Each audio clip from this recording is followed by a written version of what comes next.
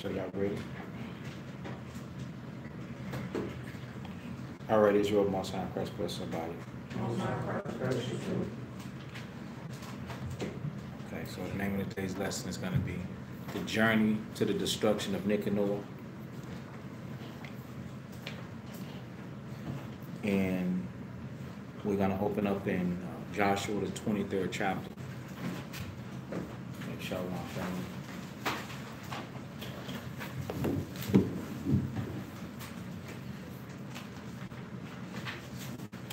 Journey to the destruction of Nicanor. You know, however, everybody loves a good feast day. And you know what the feast day, you know what they commemorate? They commemorate the destruction. They commemorate what the Most High did for us in delivering us as a people. And that's why the Lord memorialized them so that we don't forget.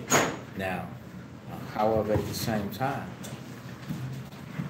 why do we need deliverance? Being delivered because of our lacking of taking heed. You can't point the finger and say, hey, it's this person's fault, it's that person's fault. You understand? Meaning the condition that we're in. And we like to point the finger and we like to say, well, because of this situation and that situation, or this nation or that nation, you know, I've fallen into poverty, oppression, and so on and so forth. But the Most High did say our own wickedness shall rebuke us. And at this point, you know, it has. And so as we journey towards Nicanor, and then we're going to get into Purim, not tonight, but we're starting out early like this so that brothers and sisters have an opportunity to start preparing for these days mentally, understand, and so that you can prepare physically, and that you can know what's happening and what you're eating for. So the date on Nicanor is February the 16th. February the 16th, and then Purim, the 2 days, say Shalom, the 2 days of Purim will be February the 17th and February the 18th. So you got Nicanor, okay, and Purim, 2 days. So all 3 days on February 16th, 17th, and 18th. Okay. So I'll start in Joshua chapter 23 and verse 1. And it came to pass a long time after that the Lord had given rest unto Israel from all their enemies round about, that Joshua waxed old and stricken in age. And Joshua called for all Israel, and for their elders, and for their heads, and for their judges, and for their officers, and said unto them, I am old and stricken in age. And ye have seen all that the Lord your God, meaning the Most High, have done unto all these nations because of you. For the Lord your God, is he that have fought for you. So as the Most High took down the nations, Joshua was telling Israel that it was him. He was the one that had been doing all the fighting and the deliverance. So I want us to keep in mind, like I said from the beginning, if we would obey the voice of the Most High, if we had to in the past, we wouldn't have had to be in the situations. Every time we don't obey the Most High always turn things up, and now Israel is taking a beating. Okay? So, like what was pointed out earlier, yes, we love the feast days, the music, the dancing, but that came at a price. You know, the price was, yes, the Lord deliver us, but He wouldn't have had to deliver us if we had been obedient. Okay?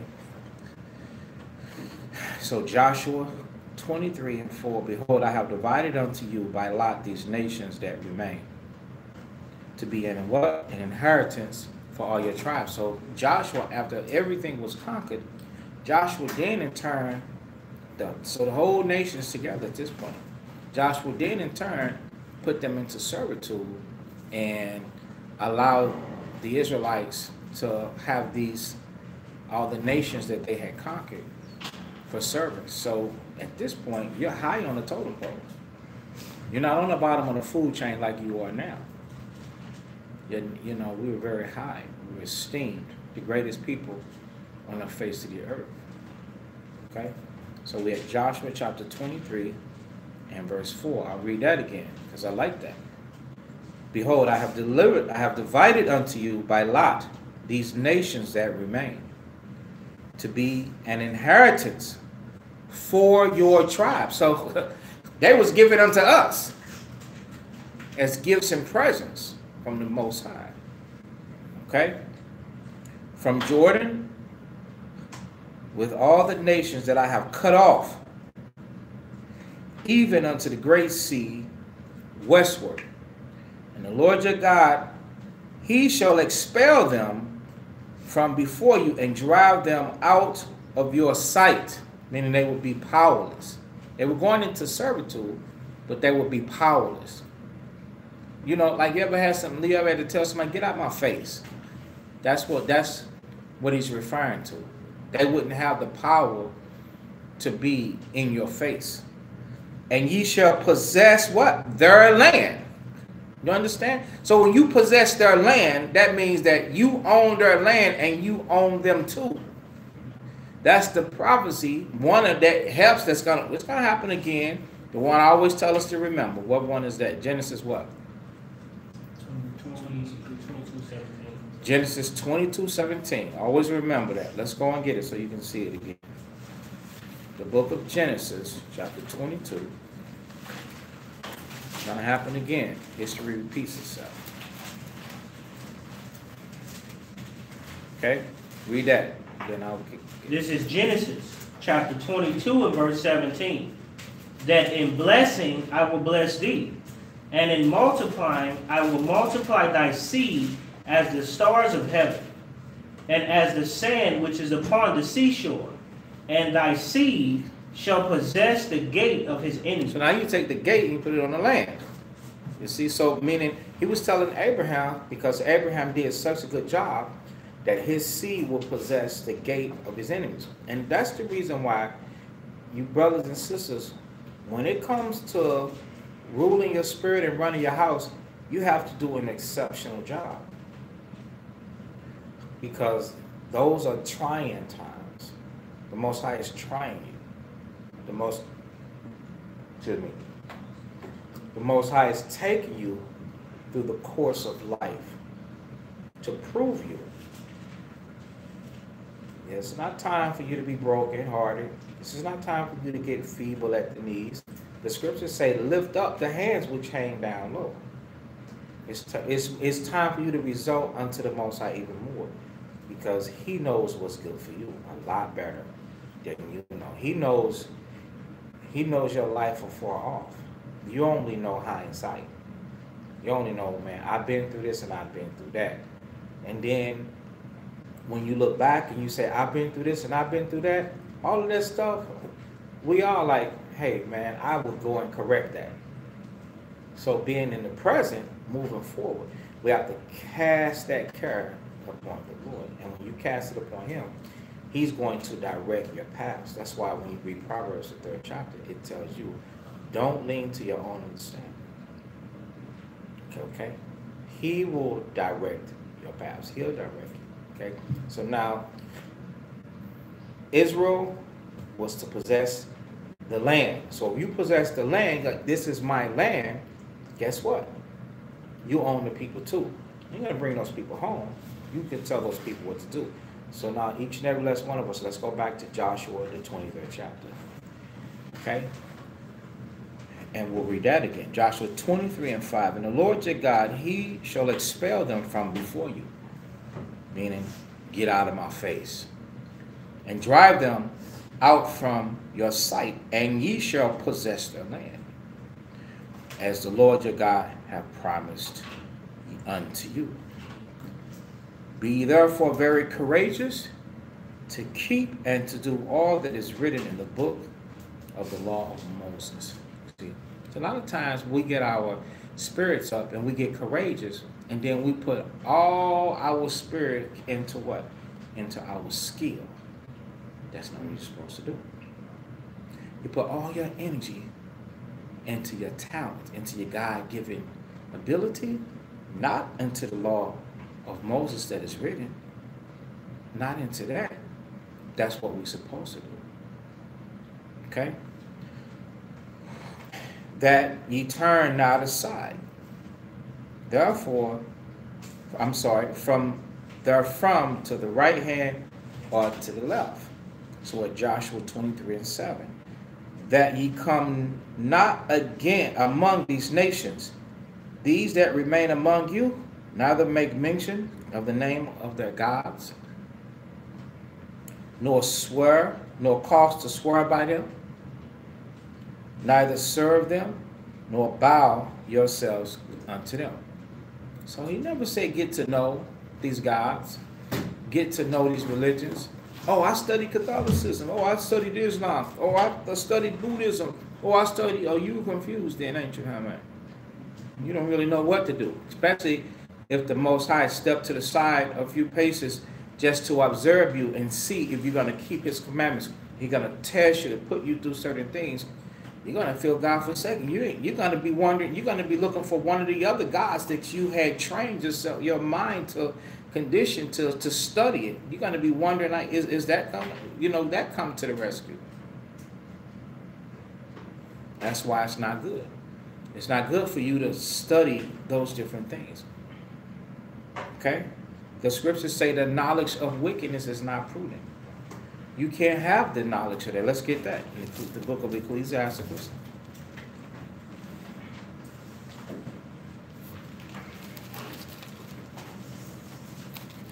Should be chapter 19 and verse 22. Read that. This is Ecclesiastes chapter 19 and verse 22. The knowledge of wickedness is not wisdom. You see that? The knowledge of wickedness. That's not wisdom right there. You don't have to study it. I don't know any of that. I've been doing just fine.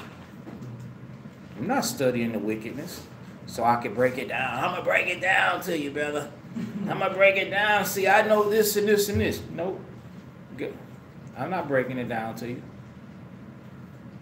Either you're going to believe it or you're not. Either the Most High is chosen. I don't want to get into that.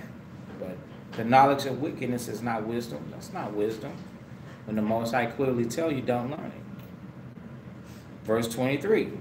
There is a wickedness, and the same an abomination. What wickedness is that? Meaning for you to have the knowledge of wickedness. The Lord said to him, that's an abomination. Read verse 24. He that had small understanding. What is the small understanding? To know only the Most High. You see, to know the Most High. Not to know everything in the world. Everything that the world gave you. Go ahead. And feared God. A person that fears God, according to Ecclesiastes 15 and 2, does what? Now 2 and 15, what? Does not disobey his word. You see? Go ahead. Is better than one that had much wisdom. What is the much wisdom? The knowledge of wickedness. You see? Because those brothers and sisters that in their mind they know a lot. Oh, I know this and I know this and I know that. They are full of sin. Go ahead. And transgress it, the law of the Most High. Because they transgressed the law of the Most High. So let's lose all of that and let's go back to Joshua, the 23rd chapter. Joshua chapter 23 and now verse 7. It says, that ye come not among these nations, these that remain among you, neither make mention of the name of their gods, nor cause to swear by them. So stop learning every ideology or every philosophy or every doctrine that's on the earth. When somebody comes to you with that, He's like, no, I'm not interested in that. I had to tell brothers, oh, you know what? No, brother, you know what? It wouldn't be. I will be honest with you. I don't even have time to study all that. Oh, you know that book? No, brother, I have not read that book. You know, I got a big family, brother. And, you know, I spend a lot of time just teaching the commandments and the laws to my children. And after that, then I got to deal back with the body and those situations and that. I don't have time for that. I don't have time for nothing outside of from Genesis to Revelations. That's it. Okay? Verse 8. But cleave unto the Lord. See that? Cleave unto the Most High. As ye have done unto this day. For the Lord have driven out from before you great nations and strong. So we consider all of these nations to be superpowers.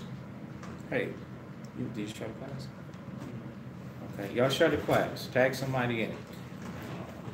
Somebody said the broadcast is interrupted. Okay. We consider these nations to be smart. You know, they do a lot of stuff on purpose. You know how you would just, you know, you have a lot of babysitters that are angry to children. They abuse children. They spank them and they beat them, and they don't get caught until they, until.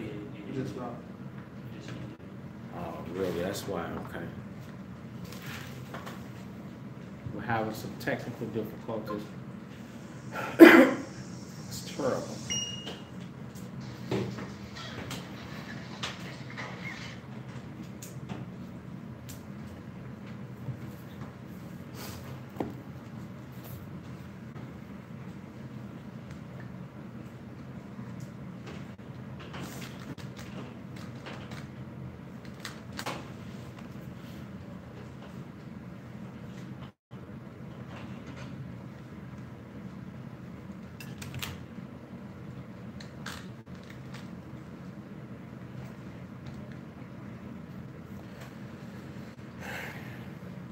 All right, so we're back.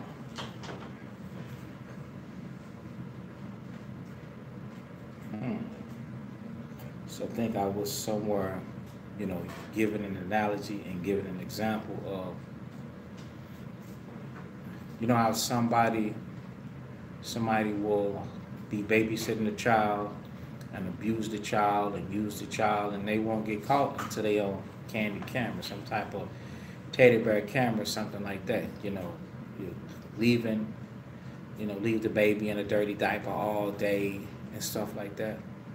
Well, that's what the nations have done. They don't care about you. They leave your inner city alleys full of trash and ugly trees and limbs and broken up.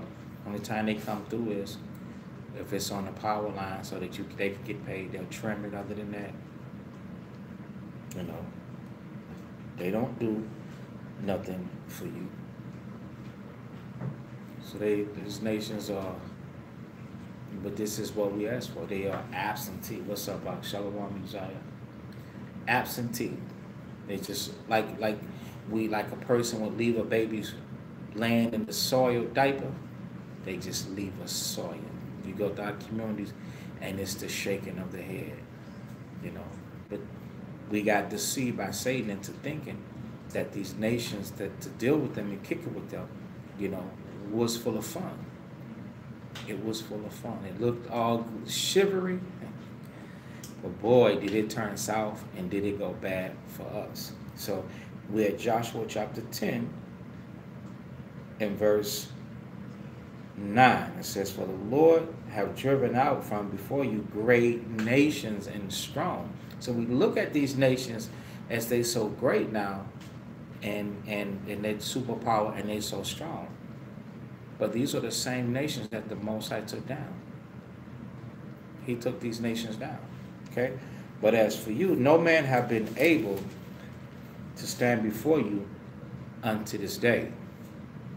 Okay?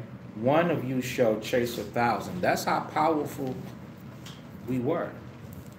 So we were looked at like gods upon the earth. Remember on Tuesday when Heliodorus the Greeks him to take the money out of the treasury. And Yahushua had to show up on the horse and had 2 angels with him. And how they beat those men up. They scourged, what's his name? Helodorius. Yeah, he was. They scourged them up. Really, they shook them to the point they beat him to death.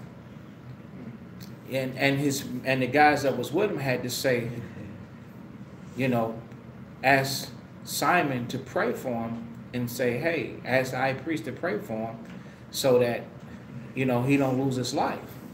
Well, that's the fear that the Most High had in all of these nations, and they were in subjection unto us, to where one person, like, I'll give you an example so that you can see. Y'all with me? Ready? You watching TV. Now, you're at home on your television set. You got good definition. Your eyes are good. Now, we're going back ancient time. Let's go back BC. Boom. Horses snorkeling and everything. It's cold out. And you see them warriors on horses. And one of them, he decorated and he get off the horse and he walk over to, let's say, 5,000 people. The first thing we thinking about is, damn, he crazy. They can kill him right there. He's right there. But in our mind, it's like he's fearless. We're like, look at this guy. He's got to be a beast for him to walk up to all of these people and be like, I dare you to jump. All of these guys on, and he like, I dare you to jump. The Lord said, one of us will instill so much fear in all of those men that they would just turn and book it. That's the God of Israel, man. That's how he was when we was the Israel of God. Not the Israel that's of the world. See, that's the difference right there. Always remember that. Now, you can't get everybody on board, but you can get you and your house. You can get you and yours on board. If you somebody that's after the Most High, that's after his heart, that's trying to please the Most High, and that's trying to do the thing, then do it. And you're going to see these type of results. The door is going to open up. Nobody going to be able to withstand you. Nobody going to speak evil of you. Nobody ain't going to shake you. You ain't going to get shook. None of that. But you got to be after the perfection of the Most High in order for this thing to activate, in order for this thing to work. Remember that. Okay? So now, one of you, so it's Joshua 23:10. One man of you shall chase 1,000. For the Lord your God, he it is that fighteth for you. And as he hath promised you, take good heed therefore unto yourselves, that ye love the Lord your God, else if you do in any wise go back and cleave unto the remnant of these nations through your lust, right? Even these that remain among you, why were they among us? Because they were what? They were servants. So now you can't tell me that they couldn't lust after servants. They was lusted after servants. You can't do that. Okay? And make what? Marriages with them. So that's forbidden. So every time you talk about interracial marriage with another nation outside of another nation, you're not going off. You're speaking the laws. And go in unto them. You know what going in unto them meaning. That's the bedchamber. And they to you, and they accept you, no fault over you. They're going to tempt you. They're going to try you. Okay? But they shall be what? Snares and traps unto you. Meaning, that because you lusted after them, the thing that looked good to you, it's going to be your downfall. That's going to be the weakness of your armor. See, our success has always been spiritual. It's not been Who got the sharpest bow? Who got the quickest hands? It ain't never been that. It's always been the Most High. And because we went astray from that, now all of these nations, well, the strength they had, they became stronger than us because the Most High wasn't with us.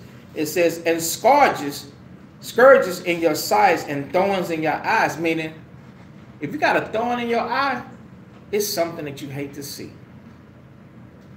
Now, look at us. We hate to see the so-called white man and his success. We hate to see the Asians. We hate to see the Arabs. They come into your neighborhood. It don't matter how run down the neighborhood is. They'll build a brand new building and they will suck you dry. And our people sitting up there sleep snoring. Not even realize that this thing is going on. Not even realizing that they are the greatest people. And the Most High, through that slumber, through that sleep on Israelites. Greatest people showing butt cheeks.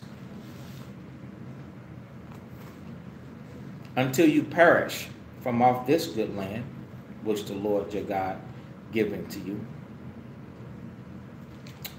Let's see how much more we need.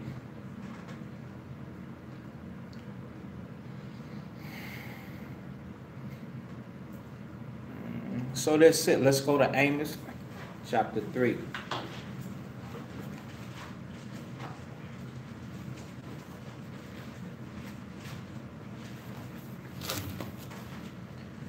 So the days that we celebrate, man, I want y'all to see the flip side of it. The flip side of it is that we're celebrating and commemorating these days after the Most High came and rescued us. We was rebellious. Amos chapter 3 and verse 1, read that. This is Amos chapter 3 and verse 1. Thus said the Lord. Amos chapter 3 verse 1. Hear this word that the Lord speaketh against you, O children of Israel, against the whole family which I brought up from the land of Egypt, saying. So the Most High wasn't speaking against us in Joshua, the 23rd chapter. The Most High was speaking to us, and he was warning us. Go ahead. Verse 2. You only have I known of all the families of the earth. Therefore, I will punish you for all your iniquities. So the Lord said that he will allow these punishments to come upon us because of our sins. Go to Jeremiah, the 2nd chapter.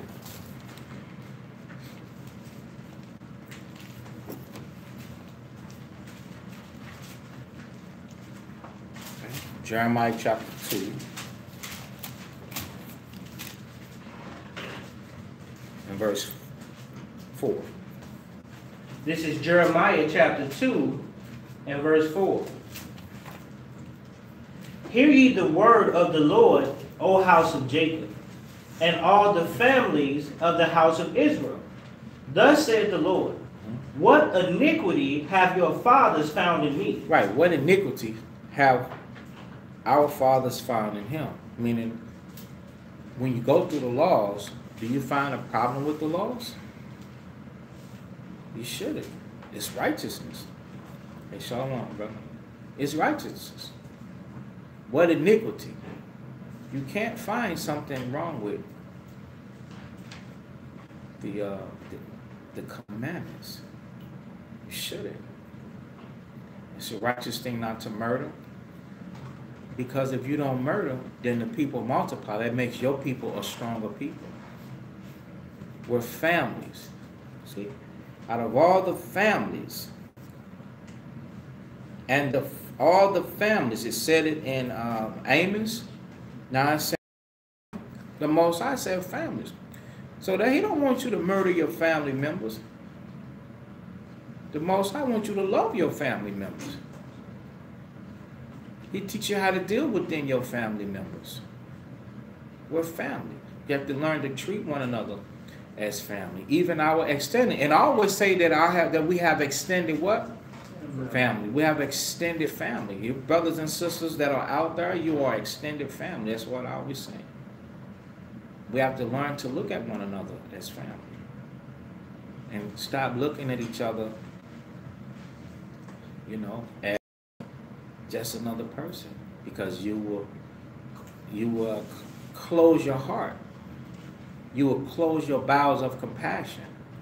It does take time to get to know one another. We have to learn to be patient with one another. We have to love one another. And we have to be taught to love one another. We have to communicate with one another. We can't grudge against one another.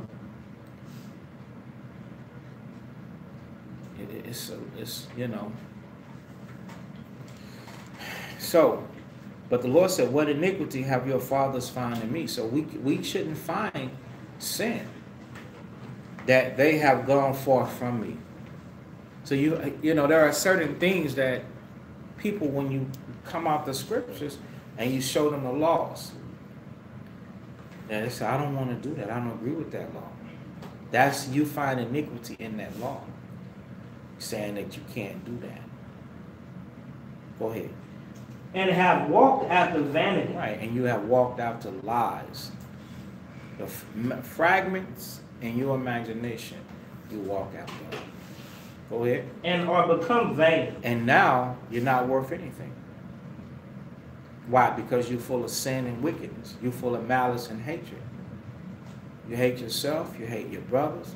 You hate the Most High first. That's why Christ said that know that before they hated you, they hated me. So it all starts with the law. Right? And show them. It all started with the law. That's why we're dubbed the BAU, the Behavior Analyst Unit, the General Assembly. Because we're here to deal with the behavior of the Israelites. We want to deal with your mind state. Whenever I deal with somebody, whenever I'm teaching somebody, I judge a righteous judgment. I don't judge by the appearance. I go into the mind. I want to know where your mind is. What are you thinking about? How did it get there? Can we fix it? And what does it take to fix it? It takes belief, faith. That's the first thing, the law of faith. You have to believe.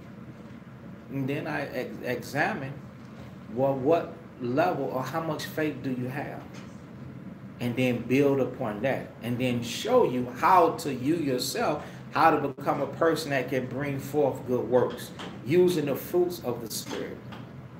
And believing in the law of faith. Meaning, hey, if you believe in the Most High, then, hey, show that you believe in the Most High by your actions. Okay? So,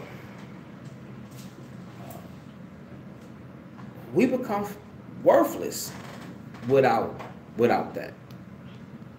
Okay? So, from there, let's go to Luke 1. No, it's more. I need more. Read the 6th verse. So Jeremiah chapter 2, verse 6, then we're going to Luke 1. Jeremiah chapter 2 and verse 6. Neither say they, where is the Lord that brought us up out of the land of Egypt, that led us through the wilderness, through a land of deserts and of pits, through a land of drought, and of the shadow of death, through a land that no man passed through. Right, so a lot of Israelites,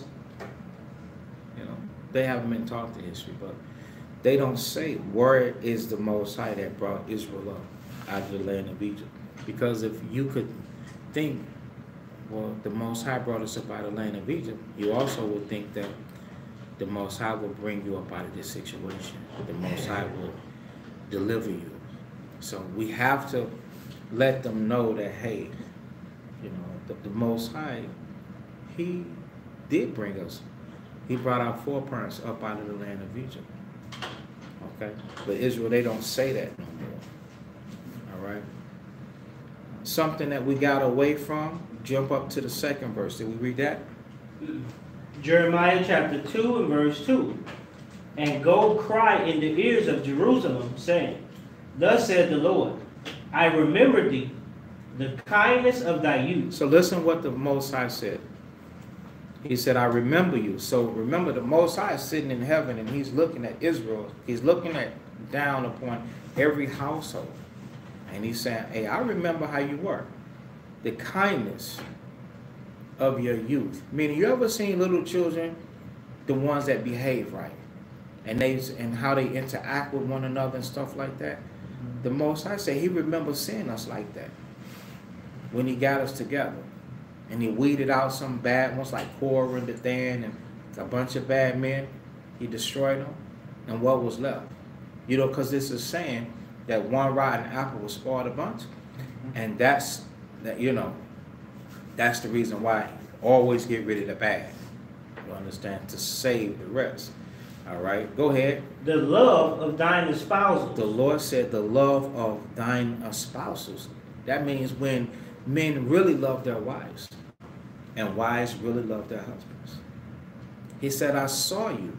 I saw your unions. Israel was thriving and striving in the commandments, in his commandments. Go ahead. When thou wentest after me in the wilderness. Right, they were trying to please the Most High. They were doing the things that the Most High said to do. He remember us. So right now, we want to get back into that. The true worship and the true love of the Most High through the true application using the law of faith, because we believe in the Most High. And just because certain things don't go your way, that doesn't mean stop believing in the Most High. So you got something happens, that don't stop believing in the Most High. Something's not happening as fast as you like it, stop believing in it. No. Hey, hold on. You know, we all go through a rough patch, even me. And then we have to remember that this is the trying of your faith. And then think about those other times when the Most High was right there, ready, available. You sent up prayers, the Lord came through. You wanted to scream and shout. You know, the brother reminded me just yesterday or the day before. He said, Sean, I remember one day you were so happy. You was like, I wanted to tell it. Man, I was so happy. Something happened. What'd you tell me? It just reminded me. I think he was ready to post on Facebook, prayers being answered or something. Man, I was so happy. I was like, hurry up, man. The Most High is in the giving. He's giving now, man. You know, hurry up and pray and ask. You understand? Get it while the getting is good, man. You know. So we go through times like that. All right. Then we go through times where our faith is being tried. Where our faith is being built. That's what's happening. We're being made stronger. The trying, you working out now. The Most High work your patience out, work your faith out, work you out. Okay, and it ain't under your terms. And I think that's something that we gotta remember. You can't pick the battle. If you pick and choose the battle, you're gonna be like, oh, no battle. Ooh, easy button. Skip to the front. You know, but it ain't gonna work like that. The Most High, he gonna choose things that's gonna burn off of you. That's gonna be hot. It's gonna break you down. He gonna choose things that's gonna exploit your weaknesses and make you confront them and work on it, and it won't go away until you learn your lesson. Okay. So now let's go to Luke chapter 1. Oh, this one's hot.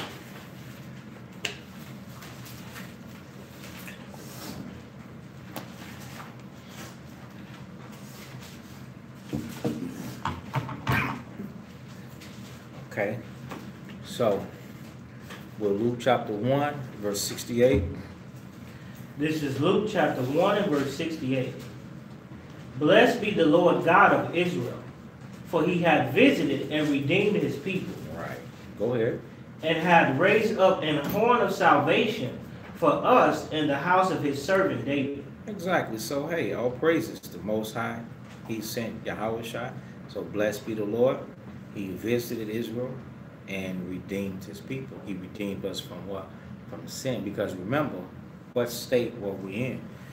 We were given place to vanity. We became vain because of our sin. So even the nation that the Most High is building now, okay, the Most High used Christ to put us in the right mind and point our feet in the right direction to the point to where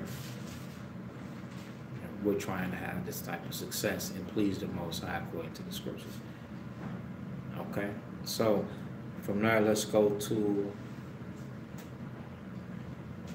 Deuteronomy. No, Acts 1, I'm sorry. Acts 1.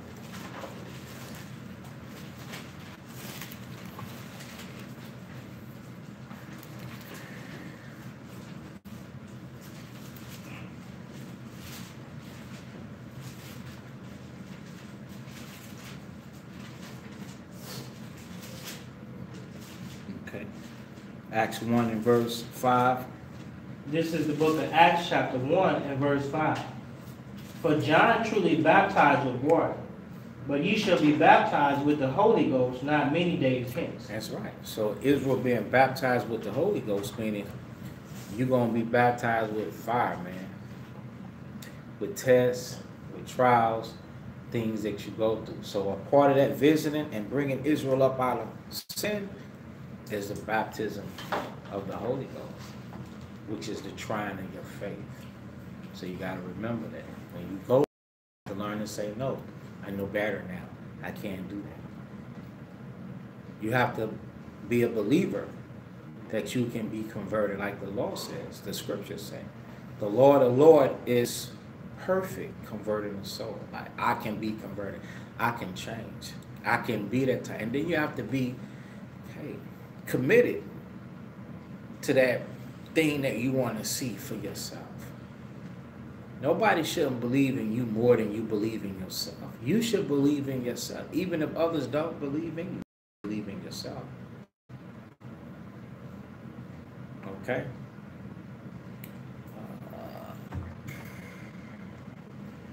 Deuteronomy 33.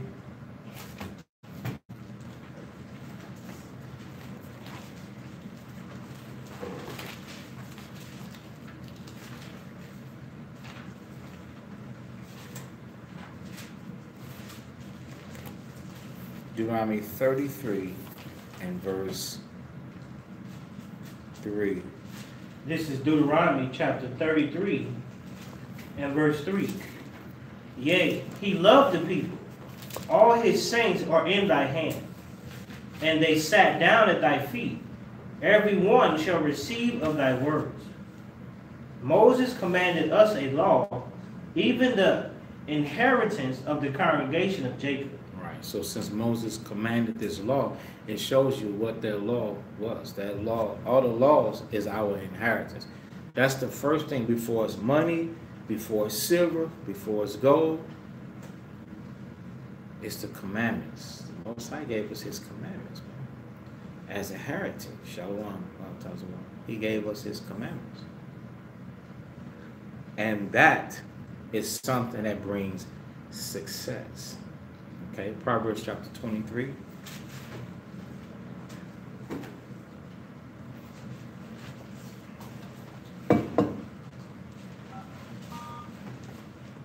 Conference recording started.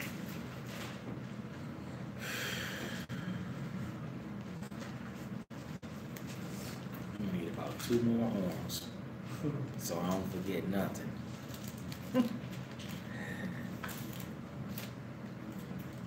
Proverbs chapter 23, and at 4 it is.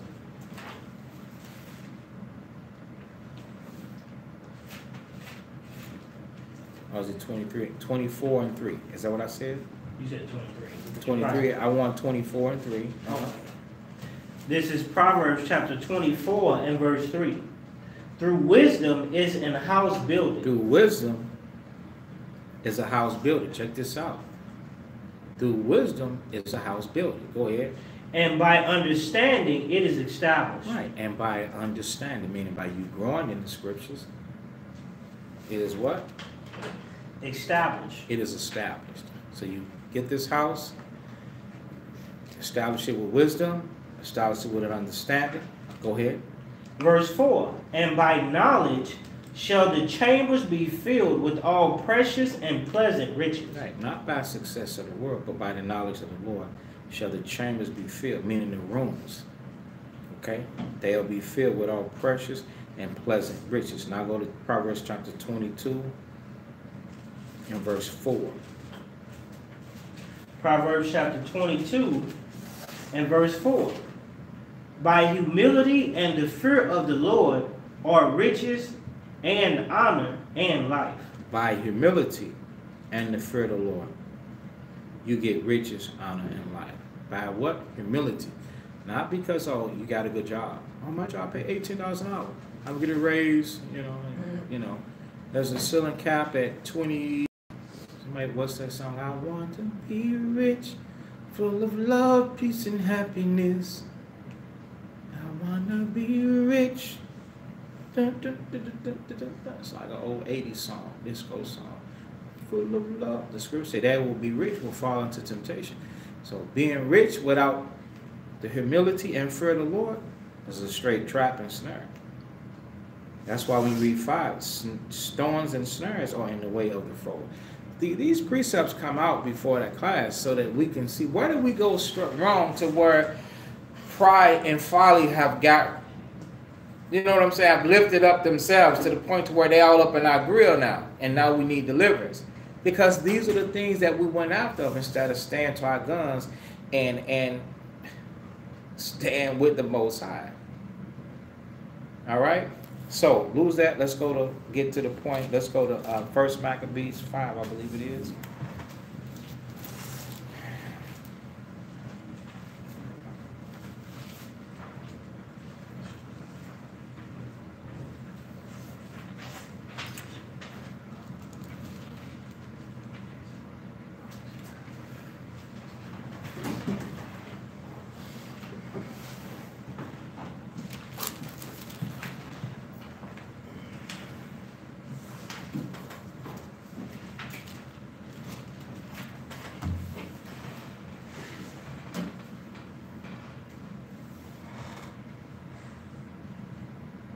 This is right? First off.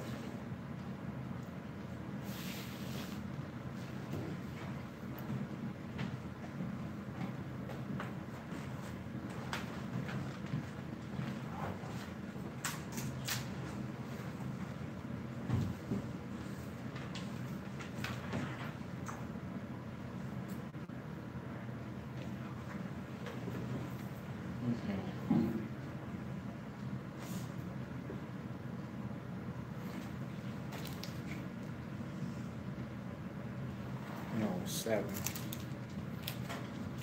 Did I start in 5 for you? Yeah, I think we just get a bit of it. And then Okay. got kind of close.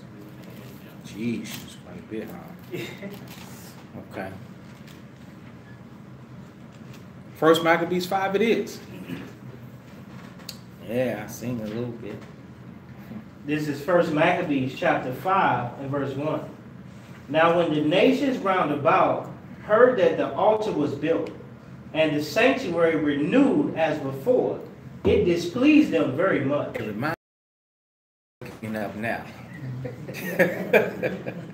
You're waking up now. Oh boy. They got to make you out to be the bad man. See?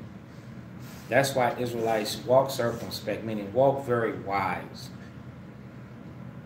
You understand?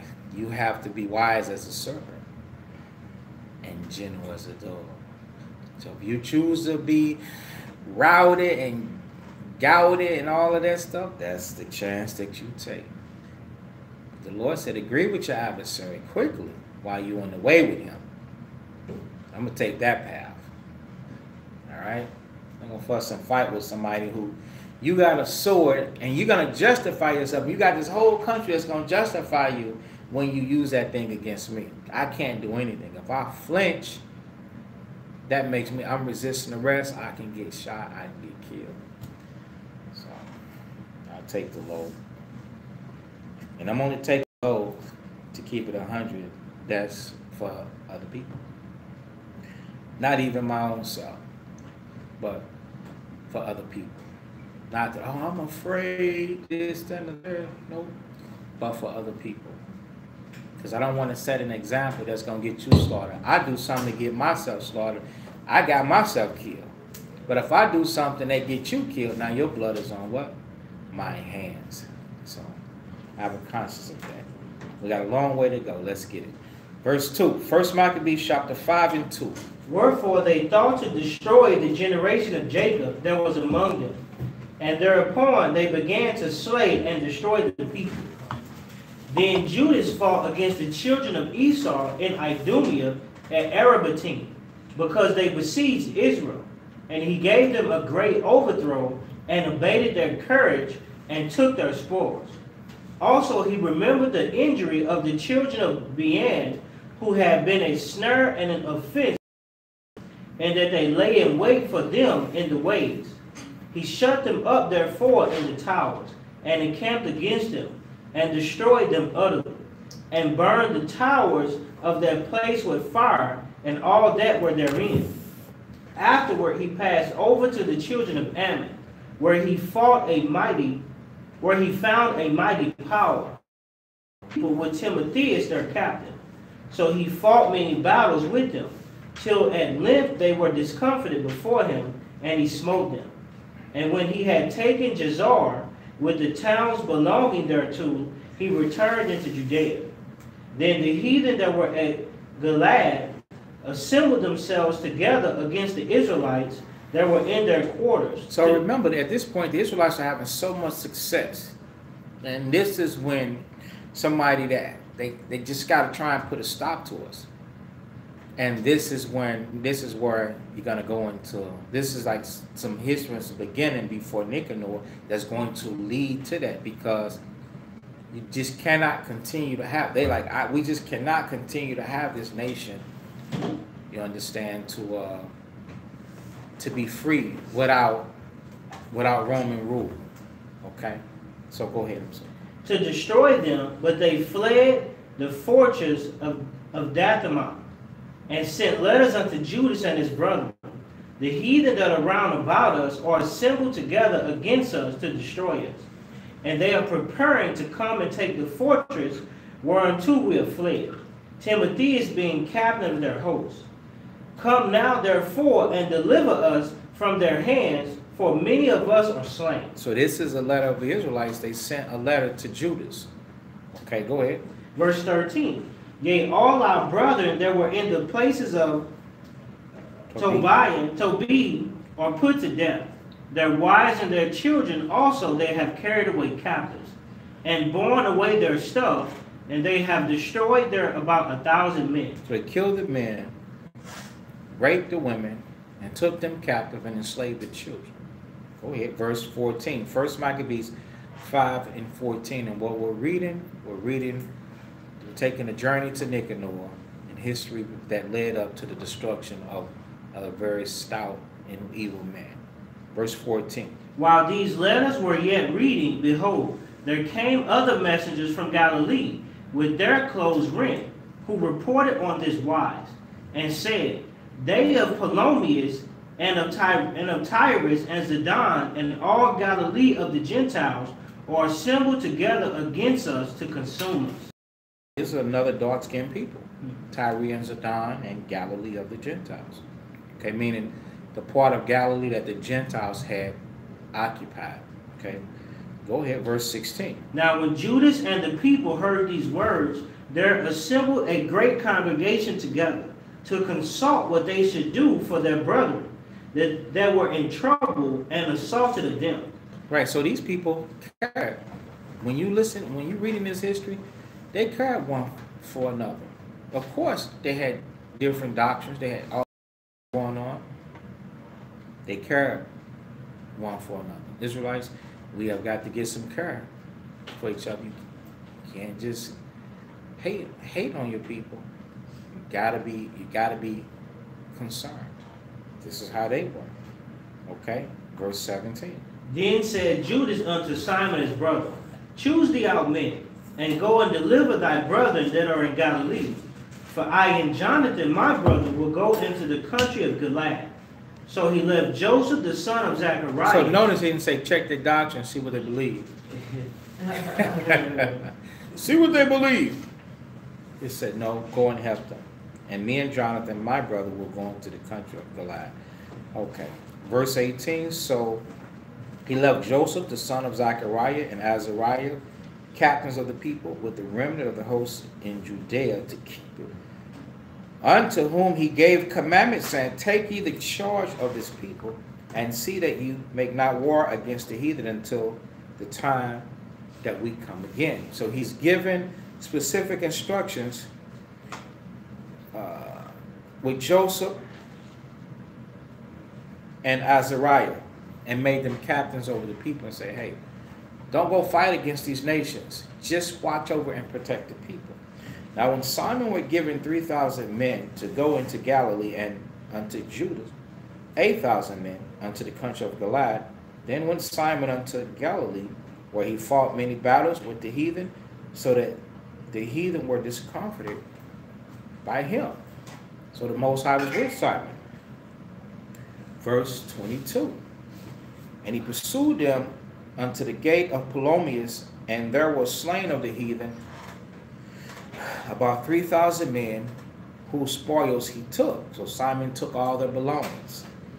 And those that were in Galilee and in Abatis, with their wives and their children, and all that they had, took he away with him. So he retrieved the people and brought them into Judea with great joy. So that's colder. Now see that? So in the midst of war, he went and he got his people. That's how you know the people of that. No, not then, but now. And I'll tell you, did anybody ever come for us? I didn't get that. Did anybody? Nobody came for me. Did they come for you? Did any of your people, did they come across the great rivers and the oceans and stuff and say, please, I'll give my people back? That's because they sold you. Because it's in our bloodline for us to go get our people. For us to help our people. The Most High is looking for people like this. Don't worry about your life. If you lose it, know that the God of the earth, the God of the Creator, He give your life back. But you can only lose it if He wants to talk to you. You understand? If He wants to see you, and He wants you to, I want to say to see Him, but I want to stay scripturally, politically correct. But don't worry about losing it. You should be concerned about your people. I had to get that point that he brought them back. He didn't just leave them POWs. He went and got them. He fought for them, man. All right? So now we're at 1 Maccabees chapter 5. Read out verse 24. Judas Maccabeus also and his brother Jonathan went over Jordan and traveled 3 days' journey into the wilderness, where they met with the Nabathites, who came unto them in a peaceable manner, and told them everything that had happened to their brethren in the land of Gilead, and how that many of them were shut up in Basra and Besor, and out in Alima, Casper, Maked, and Carnaim. All these cities are strong and great, and that they were shut up in the rest of the cities of the country of Gilead, and that against tomorrow they had appointed to bring their hosts against the fort, and to make them, and to take them, and to destroy them all in one day. Hereupon Judas and his host turned suddenly by the way of the wilderness unto Besora. And when he had won the city, he slew all the males with the edge of the sword, and took all their spoils, and burned the city with fire. Why did he kill the males? Very simple. Why did he kill the males? Because they can rise up and be another army to come against Right, to keep them from fighting back. Keep them from retaliating. But in these days,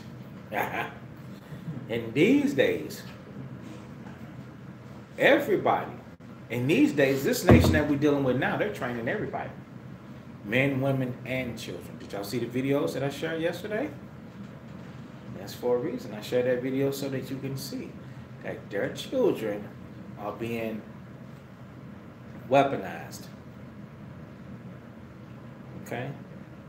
Do you know a lot of that they show that in different clips. When they go abroad, they go out of the country and they go over to Saudi Arabia and they go to Iraq, Afghanistan. They don't know who to trust. You know, you ever see some of those movies and it's a village or they kick in a little bunker, they kick in a little place, and you see the women there with the children and the soldiers like, show me your hands, show me your hands. Because they don't know. You can't just assume that the woman is not armed or the child is not armed. So they be having children shooting RPGs. That's a grenade launcher. You're having children armed for battle. Okay, so now the Americans, they have armed their children for battle. What were some of the ages, if y'all saw the video, what were some of the ages? You didn't see it? No, sir. You didn't see it either? 11 years old. It's a girl. It's a young girl, 11 years old, had her own weapons. Handguns, pink and white ARs with flowers on it. Would tear your behind up. You wouldn't even think she'd know how to do that. Some of you don't even know how to eject the magazine. Don't even know how to take it. Where's the safety? What do I do with this end? Looking down the barrel. Okay, I'm sorry. I'm being humorous now. Taking it too far, but hey. Don't ever do that though, man. Don't ever look, With all firearms, safety is the number one thing. You gotta know safety. You gotta learn how to deal with that thing in a safe manner. That's another lesson in class. So, but yeah, he destroyed those. He slew all those males to keep them from retaliation. So, 1 Maccabees 1:29, and when he removed by night and went till he came to the fortress, and betimes in the morning he looked up, and behold, there was innumerable people bearing ladders and other engines of war to take the fortress, for they assaulted it. When Judas therefore saw that the battle had begun, because he was going to save Israel, but he saw that they were, the people had already come upon him, and that the cry of the city went up to heaven with trumpets and the great sound. So they were still applying the thing in numbers about the alarm. Blah, blah, blah, blah, blah. They're hearing this. Okay, we learn about that during what high day? Blowing of the trumpets. The memorial blowing of the trumpets. That's what that's for. Okay? He said unto his host, fight this day for your brethren. So he went forth behind them in 3 companies, who sounded their trumpets and cried with a prayer. Why did they sound their trumpets? Why did they use their trumpets? To let them know what? Here we come! Here we come! Don't stop fighting now. Don't be scared. Here we come. You understand? So they had to be communicated. Because when you're on the battle, you're always looking for help. You're always looking for help. You're always looking for support. That's what the heathens call it. Hey, I needed something. Take them fire. Take them fire. I need support. I need support. So they'll be on the ground, and Esau will be looking. They'll be waiting for them bombers to come. Need air support. They'll be waiting for air support. Okay? Most High and His Son is our firearms. Yeah. Well, the Most High is our spiritual fight. You got to have some physical too, though. Just like what we're reading, they had physical stuff. They had physical stuff going on too. We actually talked about that on Tuesday. How Israel, you got to do more than just sit there with your hands folded. Like, I'm going to let the Most High do this. And you don't do nothing, you're going to be destroyed. So, verse 33, verse 32, and he said unto his host, fight this day for your brother. So they told him to fight. So Israel had to fight. Verse 33. So he went forth behind them in 3 companies, who sounded their trumpets and cried with prayer. Then the host of Timotheus, knowing that it was Maccabeus, fled from him. Wherefore he smote them with a great slaughter, so that there were killed of them that day about 8,000 men. What's happening in verse 33? He put his enemy to flight. Put the enemy to flight. Okay. And what else? In verse 33. They prayed. So they sounded the alarm to let the brethren know that we're coming, but they also cried with prayer too. So you cannot leave the Most High out. You understand? Just like we don't eat the food without being appreciative, because we want the food to provide and nourish our bodies. You understand? You know, you can't eat food and get sick, right? So, you know, you ask the Most High to bless the food. You don't want the food to make you sick. Okay? So, we're going back down to verse 35. Is that where we stopped at? Mm-hmm. This done, Judas turned aside to Massa, and after he had assaulted it, he took it and slew all the males therein, and received the spoils of it, and burned it with fire. This type of stuff that we like to hear, that we win sometime. Right? That, yeah, we win sometime. Okay, this man looks like you. From thence went he, and took Caspha, Magag, Bosor, and the other cities of the country of Galiad. And after these things gathered Timotheus another host, and encamped against Raphan beyond the brook. So Judas sent men to espy the host. So now, do you send somebody that's inadequate? No. So even you need somebody that's very what? Smart. Trained, smart, make good decisions, has discretion, sneaky, slick, has the ability to slither, to clam, to go undetected. Right? Israel had that. We're reading it. Right? Yes, sir. Right. So you have to seek out amongst you able people to do all of these different qualities or all of these different jobs and stuff that you're reading about. Somebody that knows. So even what if you have to, what is it that you have to, you have to change the op. You might have to improvise. Improvise, that's the word.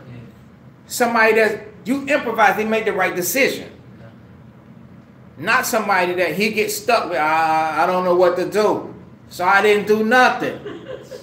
What? We got no intel. You didn't do nothing. See? Okay. So Judas sent men to spy the host, who brought him what word? Who brought him intel. Right? Yes. Okay. So let's wise up. We need everything. We need everything. Okay? Saying, all the heathen that are round about us are assembled unto them, even a very great host. Meaning what? All people have come together. All nations, creeds, and tongues have come together, and now they're ready to come against Israel.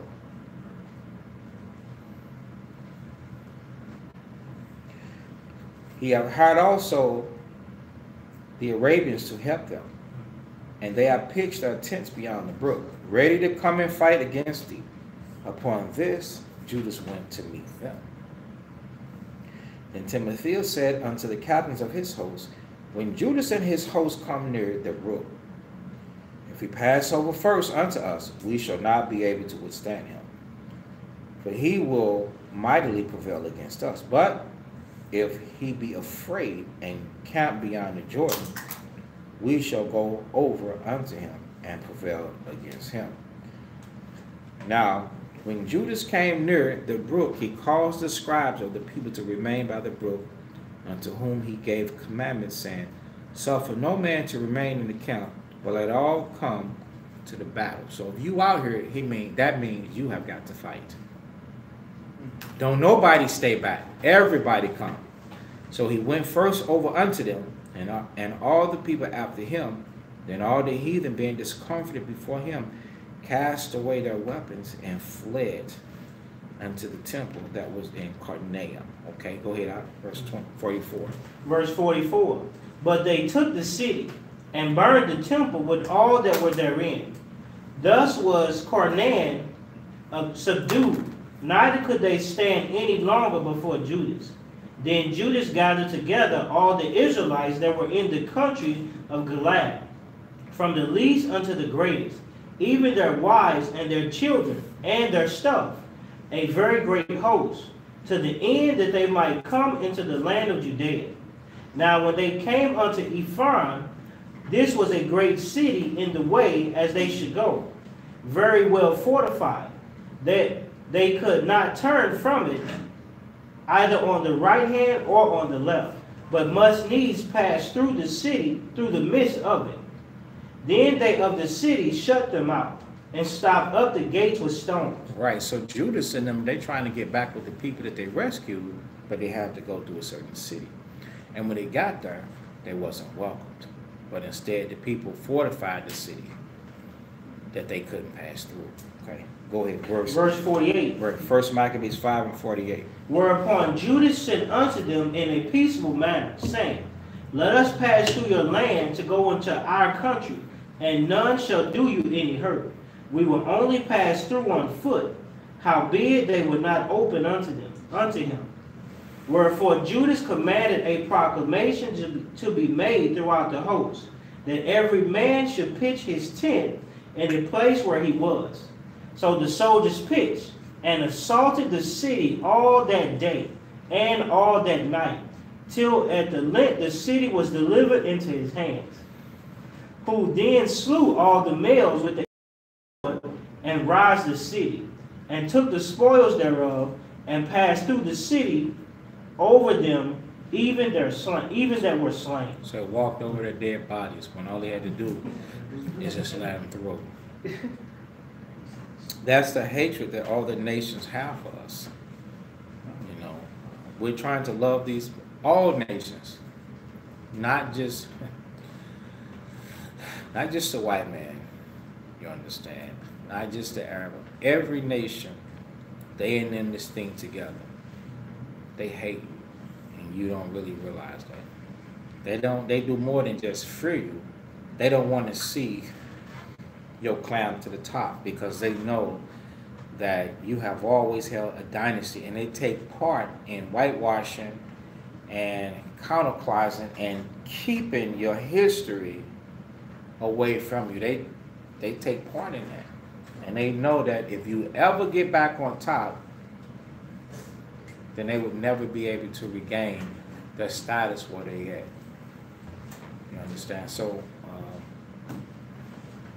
yeah, as we read then, you know, these nations, they didn't even want to let them through. So, Judas and them destroyed them. All right. So, First Maccabees 5 and 52 now. After this went they over Jordan into the great plain before Bethsan, and Judas gathered together those that came behind, and exhorted the people all the way through, till they came into the land of Judea. So they went up to the Mount Zion with joy and gladness, where they offered burnt offerings, because not one of them was slain until they had returned in peace. Right, so they gave who the praise? They gave the Most High the praise, because they went up to Mount Zion, and they were happy, and they offered the burnt offerings. So they gave the Most High the praise. Okay, why? Because throughout all of that fighting, nobody was killed. Right, nobody was killed. Verse 55. Now what time as Judas and Jonathan were in the land of Gilead, and Simon his brother in Galilee before Ptolemais, Joseph the son of Zacharias, and Azarias, captains of the garrison. So now pay close attention to this. Go ahead. Heard of the valiant acts and warlike deeds which they had done. So these are the captains that Judas had appointed over the people. He said, hey, we're going to go on this mission. You got this mission. You stay here and you deal with this. We need to go here. But they heard about all the fame of Judas and his brothers. Go ahead. Wherefore they said, let us also get us a name, and go fight against the heathen that are round about us. So when they had given charge unto the garrison that was with them, If they were over, go ahead. they went toward Jamnia. Then came Georgius and his men out of the city to fight against them. And so it was that Joseph and Azarias were put to flight, and pursued unto the borders of Judea. And there was slain that day of the people of Israel about 2,000 men. Wow. So 2,000 people lost their lives. Why? Because these men, they wanted to make a name for themselves. So they gave place to Satan through pride. Why did the Most High allow the 2,000 people to be killed?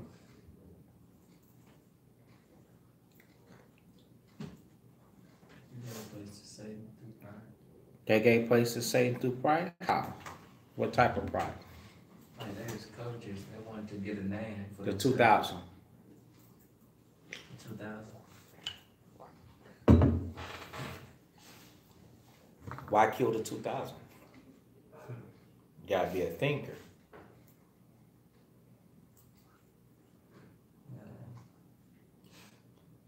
Think. Why the 2,000? Don't deal with it. The 2,000, not Joseph and Azariah, but the 2,000. Because of sin. Okay, you say because of sin. What sin that you know of?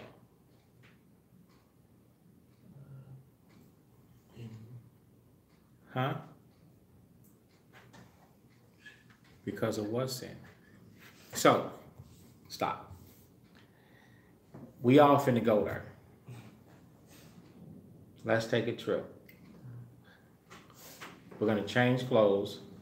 No bright colors, no orange, no blues. Dull whites, grays, military, suffering. We there.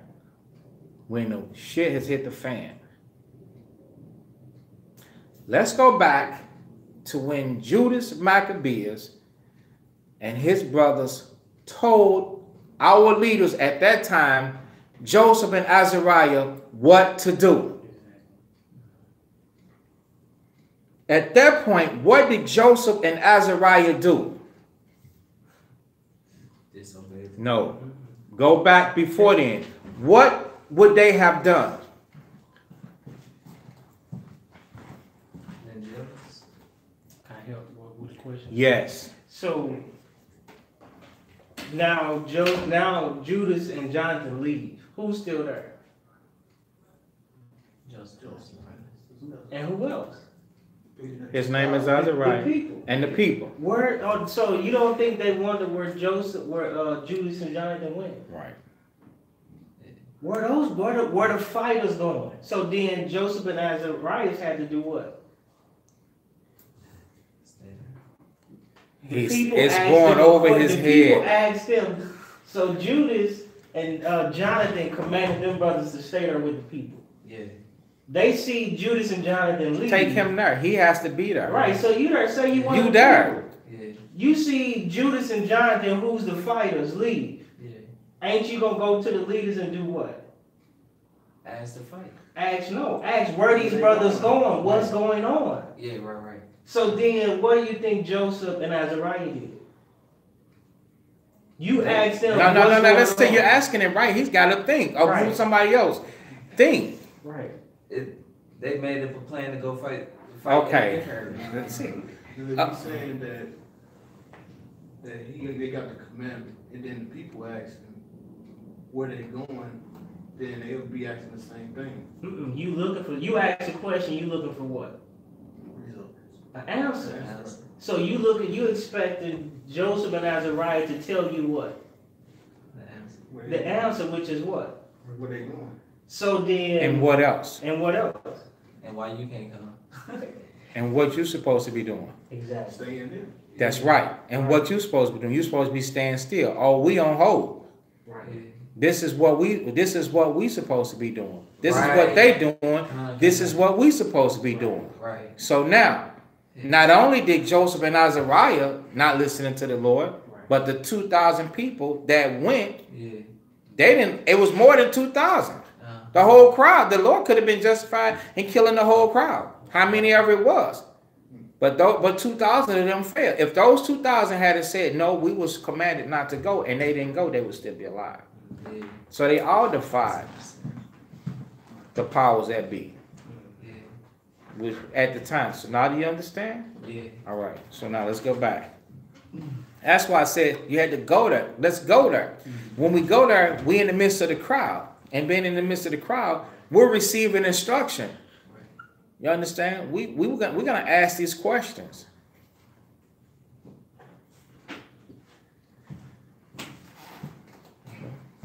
We'll see.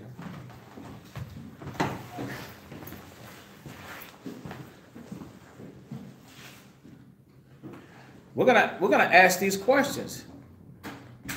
What's going on? What's going on with, why aren't we moving? Why aren't we going? You understand?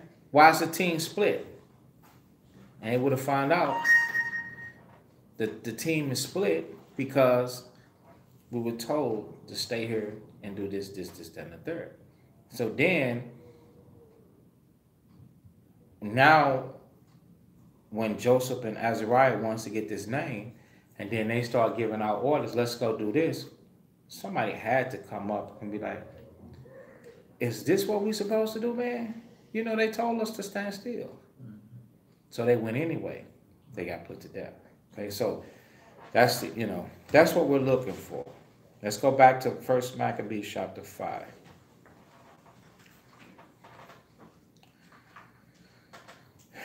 In verse 60 again, it was so, and so it was that Joseph and Azariah were put to flight and pursued into the borders of Judea, and there was slain that day of the people of Israel about 2,000 men, and thus was there a great overthrow among the children of Israel, because they were not obedient to Judah and his brother.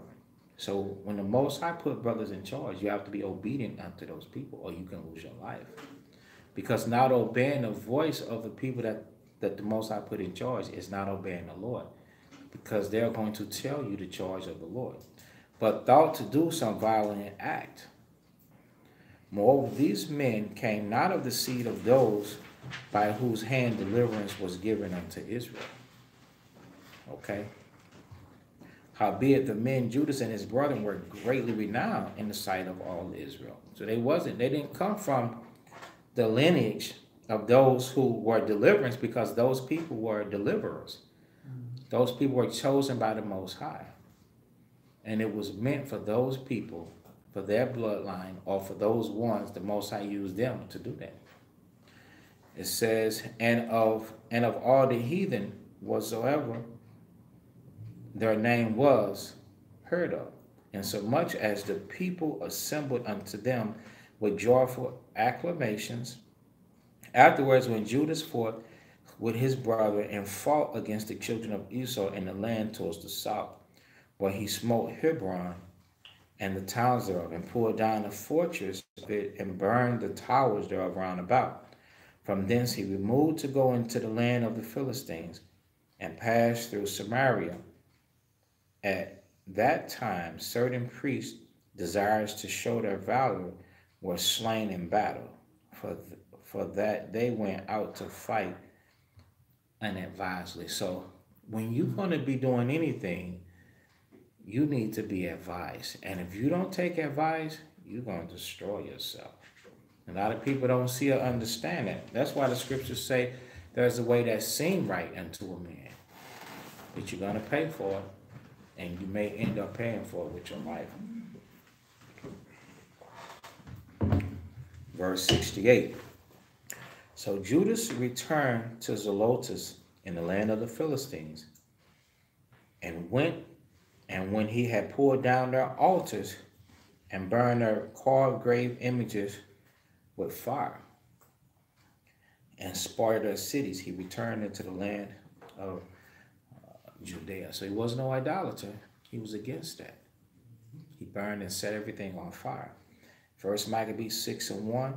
About that time, King Antiochus, traveling through the high countries, heard say that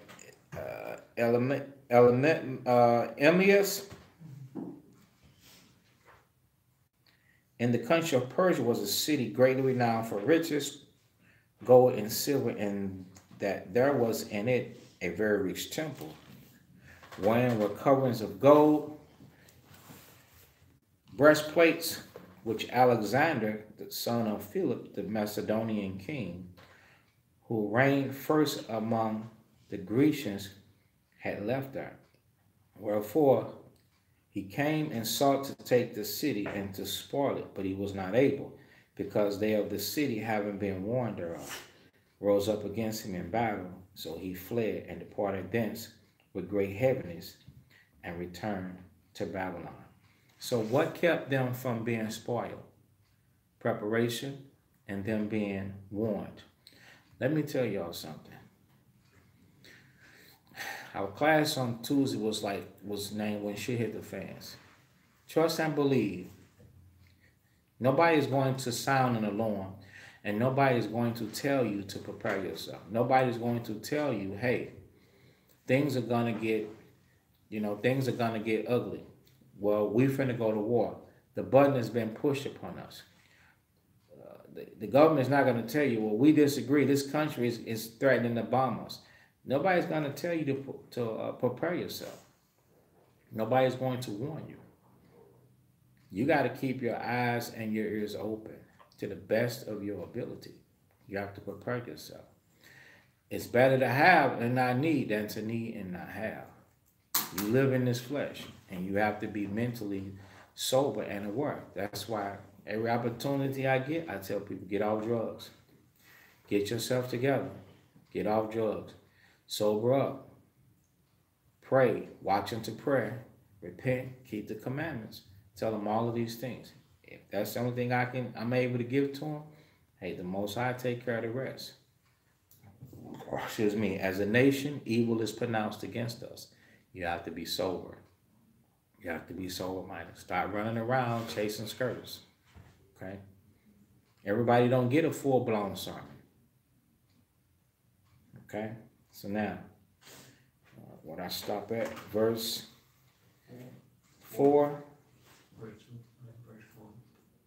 Verse 3. I want to read 3 again. It says, wherefore he came and sought to take the city and to spoil it, but he was not able, because they of the city had warned thereof, rose up against him in battle. So they fought against him, and he fled, and he departed with great heaviness and returned to Babylon. Moreover, there came one who brought him tidings unto Persia, that the armies which went against the land of Judea were put to flight, and that Lysias, who went forth first with a great power, was driven away of the Jews, and that they were made strong by the armor and power and store of spoils, which they had of the armies whom they had destroyed. Also that they had pulled down the abomination which he had set up upon the altar in Jerusalem, that was spoken of in Daniel, and that they had compassed about the sanctuary with great walls as before, and his city was sure. Now when the king heard these words, he were astonished and sore moved, whereupon he laid him down upon his bed and fell sick for grief, because it had not befallen him as he looked for. Meaning the Israelites. He thought that Israel would be defeated and we would have just went crouching, but it wasn't so. Okay. So this is Antiochus. Verse 9. And there he continued many days, for his grief was ever more and more, and he had made an account that he should die. Wherefore he called for all his friends and said unto them, the sleep is gone from my eyes, and my heart faileth for very care. And I thought with myself, into what tribulation am I come? So now this is King Antiochus laying on his bed, and he's thinking that he's going to die. Listen to this. Listen really good. And how great a flood of misery is it? So he was vexed. His mind was, he was being dealt with. Wherein now am I? For I was bountiful and beloved in my power. This is King Antiochus. This is a Greek. Here's the point coming up. But now remember the evils that I did at Jerusalem. So this heathen, now he's thinking about all the wickedness that he did unto us, to our foreparents then. And he's sick. He feel he finna die. The Most High is dealing with this dude. That's why there's power in prayer. You have got to pray. You have got to pray. The scriptures say, let your prayer be known. You got to pray unto the Most High. You got to bring your prayer and supplication to the Most High. Lord, this man is the deceiver that the Bible talks about. This man is hurting us. I'm hungry. I can't pay my bills. Lord, I'm hurting. I understand I'm a sinner. I'm sorry. Forgive me. Help me to do better. This oppression is more than I can bear, more than I can stand. Weep, cry, break your spirit. Send those prayers. The Most High knows how to plague men. He knows how to get into their conscience and stir them. So we just go to Proverbs. The book of Proverbs, chapter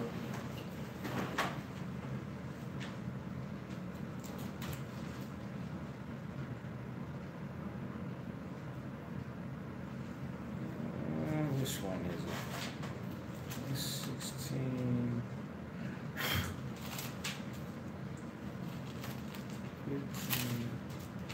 What the king's heart?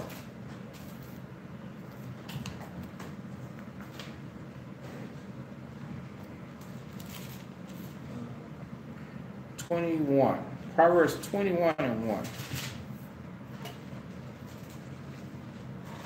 And this is what you read.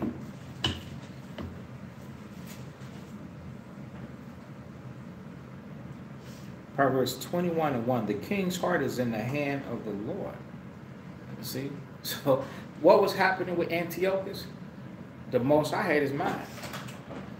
The Most High was talking to his mind. Yeah, you the wicked. Yeah, you did this and that to them on Jerusalem. This and that, this and the third. You can't be living like you cool with it.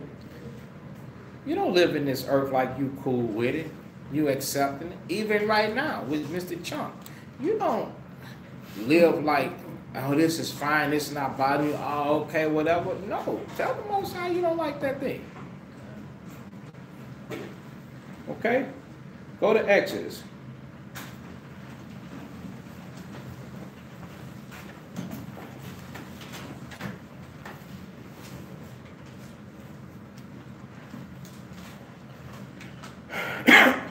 Exodus chapter 2.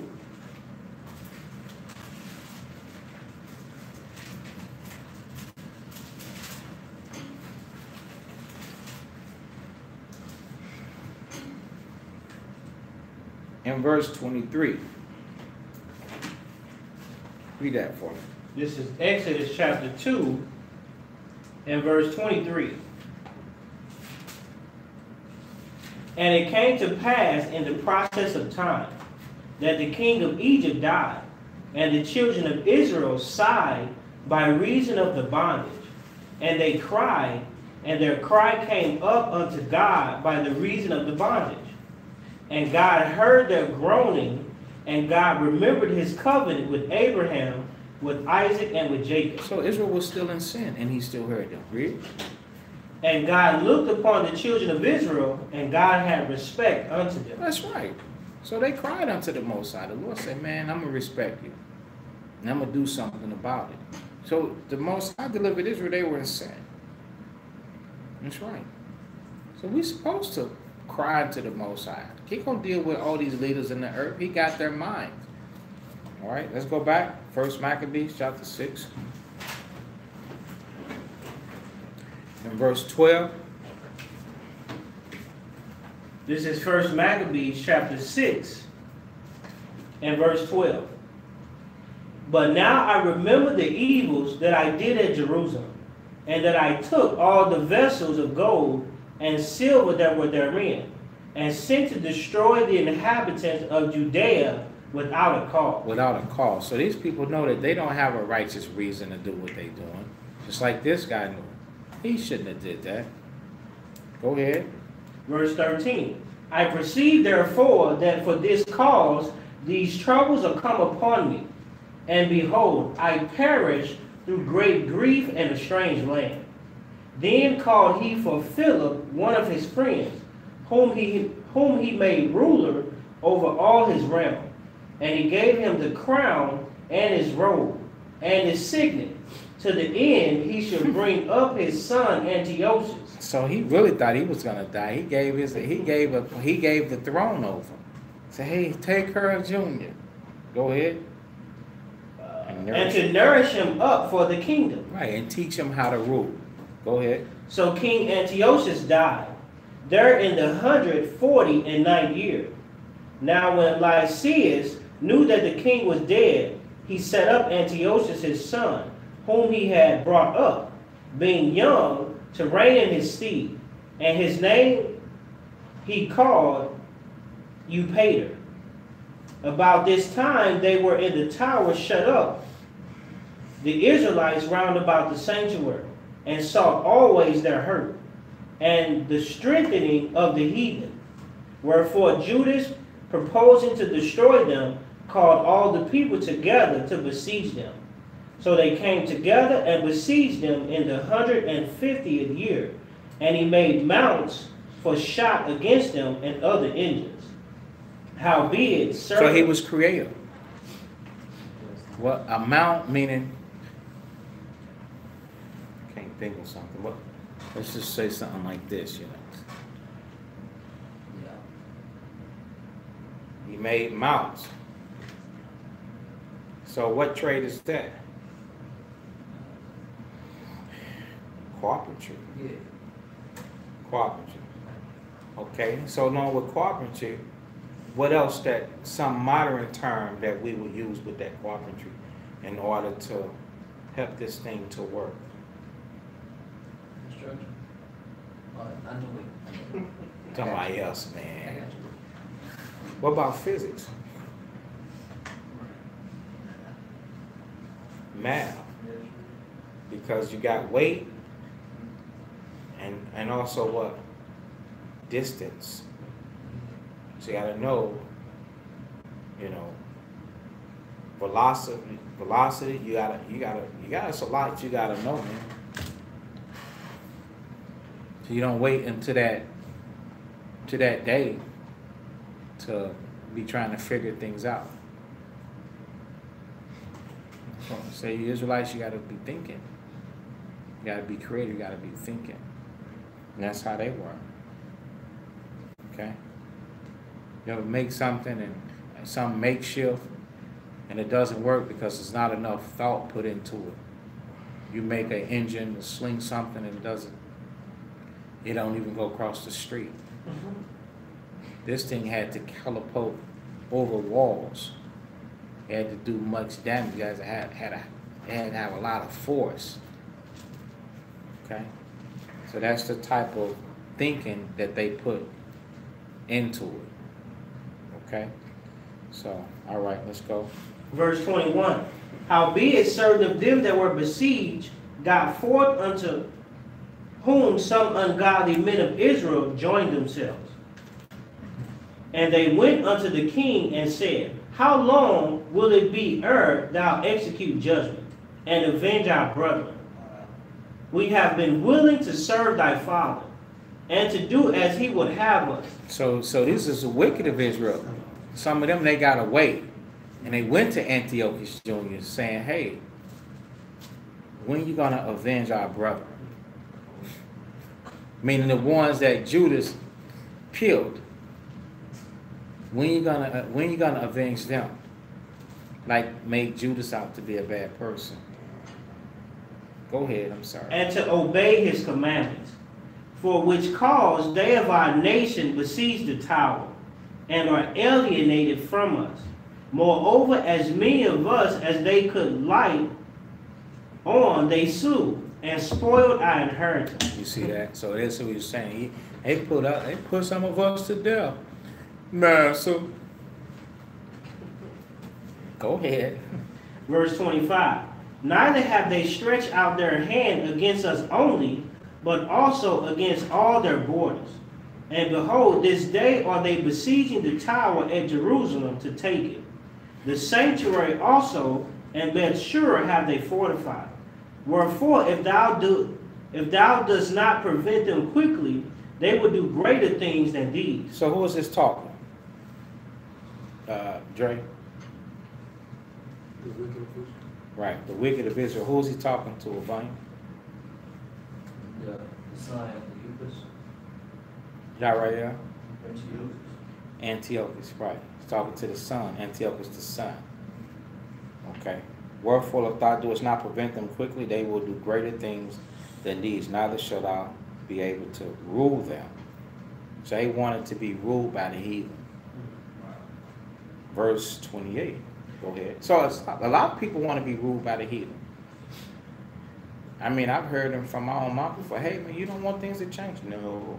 You'll find how it is? Yeah. You like the person? Yeah. You sure? Yeah. You don't want to be the head? No. It's good like this. There's nothing wrong with this. So we should all write SMH right at the end of 27 in your scriptures. All right, verse 28. Now when the king heard this, he was angry, and gathered together all his friends, and the captains of his army, and those that had charge of the horse. There came also unto him from other kingdoms, and from the isles of the sea, bands of hired soldiers. So that the number of his army was 100,000 footmen, 20,000 horsemen, 32 elephants exercised in battle. Man, they took all that to fight Israel, bro. In that side, we must have been terrible. We was destructive. We was destroying them demons. All right. These went through Idumea and pitched against Bethsura, which they assaulted many days, making engines of war. But they of Bethsura came out and burned them with fire, and fought valiantly.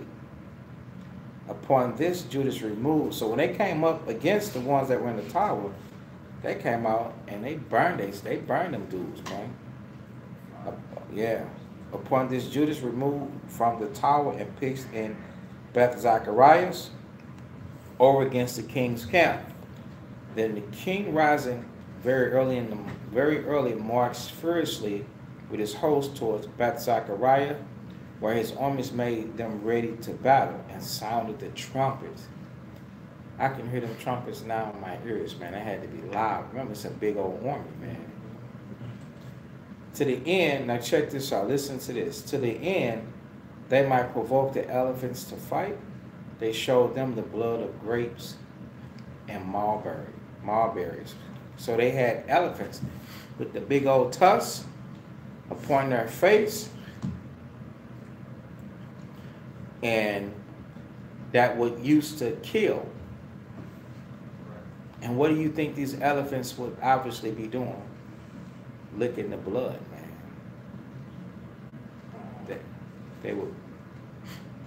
They would push and then then lick the blood. So they provoked them, and they used the redness that's in grapes and mulberries. mulberries, those little bitty berries that grow on those little what's names. So they knew that would do the trick. So they had to gather that stuff and bring them with them. Like they do dogs. You make a dog, they make the dog obey, but they pull out the little pouch. That's right, a tree. The dog don't just look at the tree, he eat the tree. Verse 35, moreover they divided the beasts among the armies, and for every elephant they appointed 1,000 men on with the coats of mail. So they had the elephants all girded around the side. So if you try to shoot them and stick them with the bow, it get caught in the wood or with the iron. It wouldn't go through. And with helmets of brass on their heads, so they made stuff so you couldn't hit them in the head. All right. And beside this, every beast were ordained 500 horsemen of the best. These were ready at every occasion. Whatsoever the beast was, or whithersoever the beast went, they went also. So the beasts were protecting them. Neither departed they from him. So now today, instead of the beast, what do they have now that you see them hiding behind? That's right, brother. You see the tank. The tank looked like an elephant. That's probably where they made it from. You got the loam, you got the shaft, you got the tank, and they be squashed down on the side of the tank. You can't shoot through that tank. That tank is armor. That's how they had the elephants. Same people, same theory, just modern day technology, written right here in the scriptures. Verse 37, and upon the beasts were there strong towers of wood, which covered every one of them, and were girt fast unto them with devices. There were also upon every one 32 strong men that fought upon them, beside the Indians that ruled them.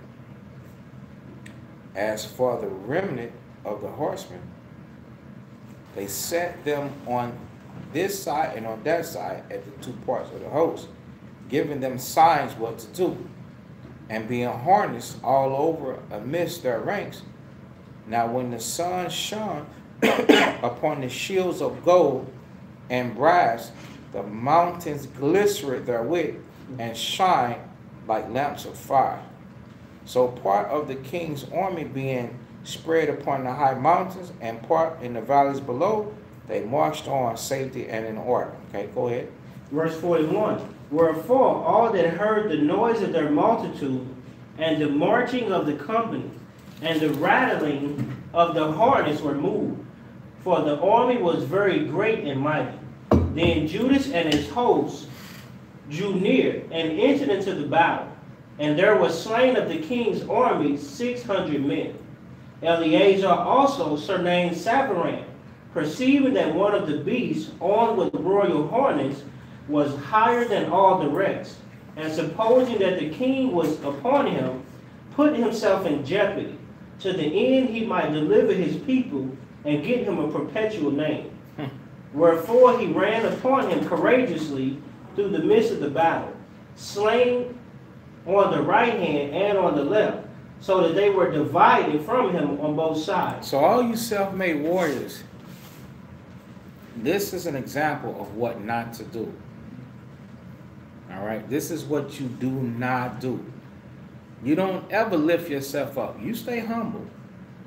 This guy Eleazar, just imagine, he see this chariot and bigger than the other. He's like, oh, surely king on earth. He's running through like, choom, choom, choom, choom, choom, choom. And his mind is like, I'm finna do this violently act. I'm finna get, they're gonna be like, man, you the person that killed him. Yeah, choom, choom, choom, choom. He's going through, he's killing to the left, he's killing to the right. And the only thing in his mind is, I'm finna stick out too. I want to get known too. You got a spirit on you, man. Go ahead, listen to what happened. Verse 46. Which done, he crept under the elephant, and thrust him under, and slew him. Whereupon the elephant fell down upon him, and there he died. That's right. So as soon as he thrust his sword up in the belly of that thing, man, in his mind, he thought that he was gonna be able to do that and ride up and get away from up under it. And then the thing fall, and then he can kill the people that's up on top of it because he thought the king was in there. But the Most High knew that he was really about what? About vainglory. So as soon as he stuck that elephant, it collapsed right down on him. And he died. So you can't be like that. You can't be like that. Or you're going to destroy yourself. Even in today's world, in today's society, the Most High formulated you in the body. He's put everybody where he needs to be. Let's get that. So you can see that.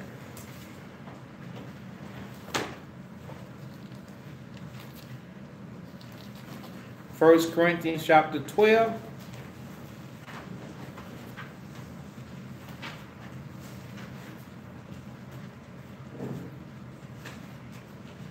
And let's see. And verse 18 is the point. 1 Corinthians chapter 12 and verse 18. But now hath God set the members, every one of them in the body, as it had pleased him. As it have pleased him. So that's the only point we need. So what was it about? It's about the Most High. So if the Most High wanted Eleazar, surnamed Savarin, to be the person that killed the king, he'd have knew that. He'd have had different responsibilities. He'd have knew that. But instead, you can't take. I'm going to take fame. I'm going to get this glory. You can't do that. It's called envy, and that's one of the spirits that we have to let go. 1 Peter 2. That we have to. Let's get that. 1 Peter 2 and 1. That we have to let go when we come into this truth. 1 Peter chapter 2 and verse 1. This is 1 Peter chapter 2 and verse 1. Wherefore, laying aside all malice, and all guile, and hypocrisies, and envies, and all evil speakings, as newborn babes, desire the sincere milk of the word, that you may grow thereby. Right, so when you, in the beginning stages of this ministry, when you repenting, that's one of the things that's because of the word that you got to let go. You got to stop. Can't be envious. Yeah, sure. You people know that malice. I got to work on that. I was doing this to them on purpose. I was hurting his feelings and I knew it. I was hurting her feelings and I knew it. That was really malice in me. You understand? And God, I'm a deceitful person. I'll be lying. And you understand that. But what about in hypocrisy? Oh, I know, but I don't do it, and I do something different, and this, that, and the other. You know about being a hypocrite. But what about envy? You look at somebody and you say, hey, I don't like them for what they're doing, but I wouldn't mind doing it myself. Hey, that is envy. That's jealousy. You can't do that. Evil speaking. Yeah, we know about evil speaking. Oh, I'm talking shit about this, about this person. You can't be like that. All right? What type of person does this? A newborn baby. Somebody that's young and is true. Okay? You got to understand that. Got to let go of envy. That man was an envious person. He was seeking vainglory. That's what got him hurt. The Most High the same yesterday, today, and tomorrow. Okay? So you can't be an envious person. So now let's go back to 1 Maccabees chapter 6. And you might think, well, how does this leads up? Listen, this leads up to Nicanor. Because somebody has got to, in their mind, somebody's got to stop these Israelites that are unpenetratable, unbeatable. And that's where he comes in. So we take this journey to it, and then once you see it, you really like, wow, okay, now I understand. Instead of just reading, this day says keep it. No, that ain't taught you nothing. This day says keep it. Why am I keeping it? Why did the Most High destroy him anyway? This word don't teach you why they killed Bin Laden. They lied to you. Here, we're going to show you why the Most High killed Antiochus. We're going to show you why the Most High killed all of these men. Why the Most High killed Nicanor. We're going to show you that. And give you the full detail on what transpired up until when he came into play and why he lost his life. So we at 1 Maccabees chapter 6, 48. in verse 48. Then the king's army went to Jerusalem to meet them, and the king pitched his tent against Jerusalem. So that king is Antiochus, and against Mount Zion.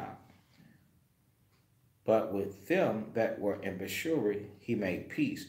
For they came out of the city because they had no victuals, there to endure the siege. When you siege something, that means you surround it.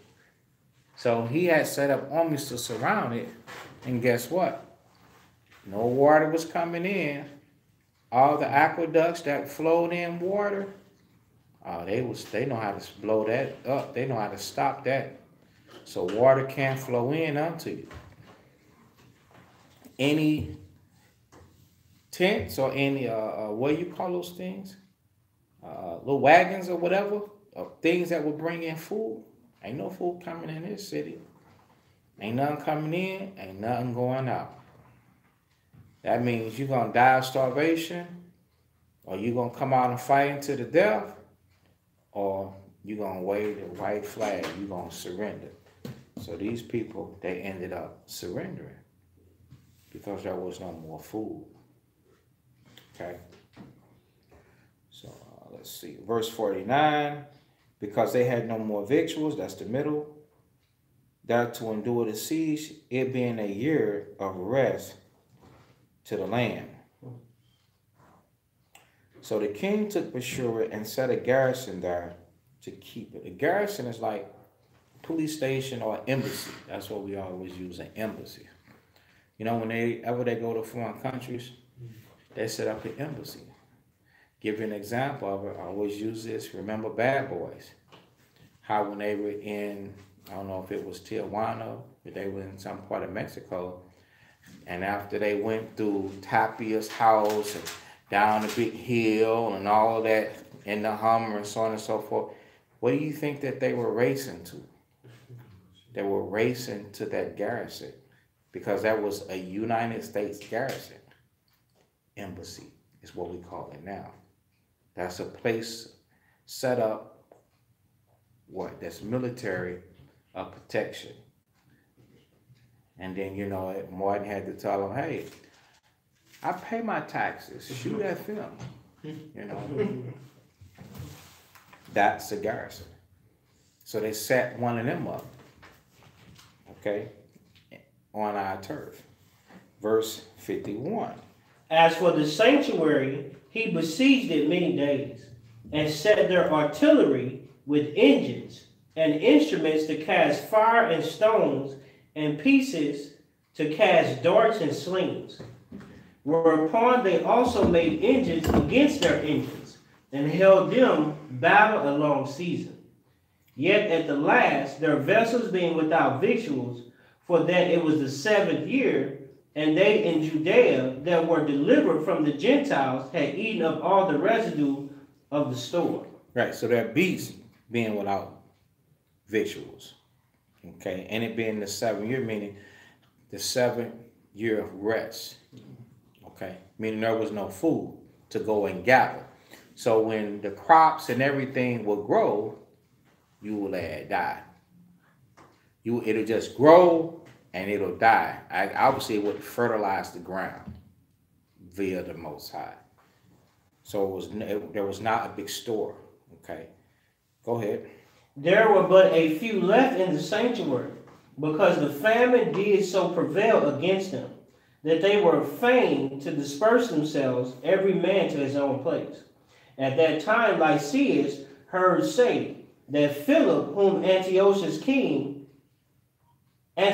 king, whilst he lived, had appointed to bring up his son Antiochus, that he might be king, was returned out of Persia and Media, and the king's host also that went with him, and that he sought to take unto him the ruling of the affairs. So Philip is taking the rulers of the affairs unto himself. Go ahead. Wherefore he went in all haste, and said to the king and to the captains of the host and the company, We decay daily, and our victuals are but small, and the place we lay siege unto is strong, and the affairs of the kingdom lie upon us. Now therefore let us be friends with these men, and make peace with them, and with all their nation, and the covenant with them, and that they shall live after their laws as they did before. For they are therefore displeased, and have done all these things because we abolished their laws. So the king and the princes were content, wherefore he sent unto them to make peace, and they accepted thereof. Also the king and the princes made an oath unto them, whereupon they went out of the stronghold. Then the king entered into Mount Zion, but when he saw the strength of that place, he brake his oath. He break his oath. You see what happened? So the people that had besieged the place, they ran out of food. So once they reported back unto the king, and they say, hey man, you get in all this trouble and out of these guys because we abolished the laws, right? Stay with me. We abolished the laws. And in abolishing and in taking away the laws, this is why you're getting this resistance. Hey, let's just let them live their life the way they want to live it. So the king said, okay then, I'll do that. But once he got on the inside and he saw the magnificence of it, he's like, damn, I gotta hide this for myself. So he became covetous. Okay? So that's verse 62. But when he saw the strength of the place, he brake his oath which he had made, and gave commandment to pull down the wall about, because the wall was something that was doing what? That was protecting us. Okay? Go ahead. And gave commandment to pull down the wall round about. Afterward departed he in all haste, and returned Antiochia, where he found Philip to be master of the city. So he fought against him and took the city by force. So we'll stop it there.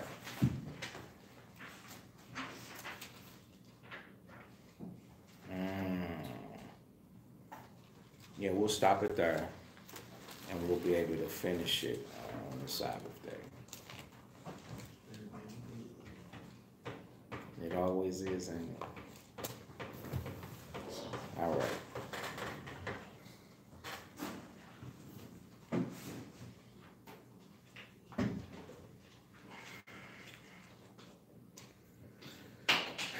Okay, so Matthew 26.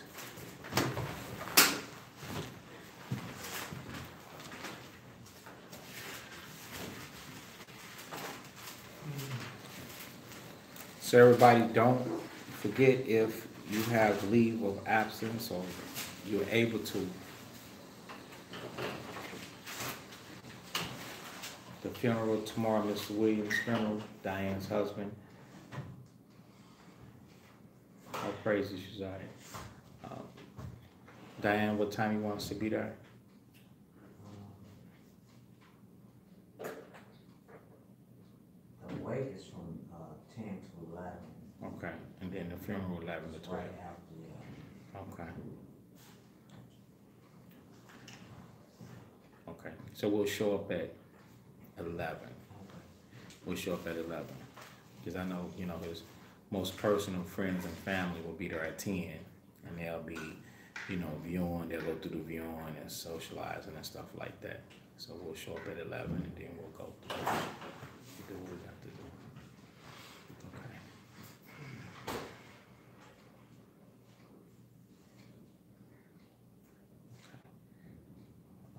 And so,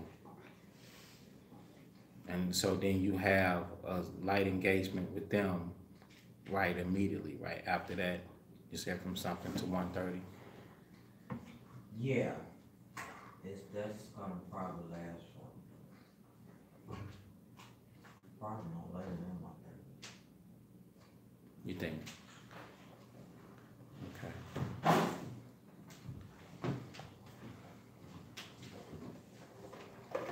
Okay.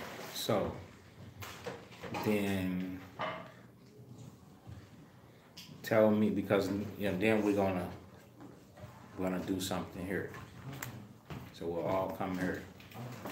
You tell me before we get up out of here what'll be the best time for you. Because you know how we do it. Once you turn us on, you got us. So it don't have to be so soon. It could be the perfect idea for you. Because at this point it's about you. So you just let us know. You can think about before we get up out of here, right? And say this is the time, when I'm gonna be comfortable. I ain't got to leave, I ain't got to do this, I ain't got to do that. Yeah, you know what I'm saying? Where you can try and just rest your heart. Whatever time fits you, okay? All right, so Matthew 26 and verse 6.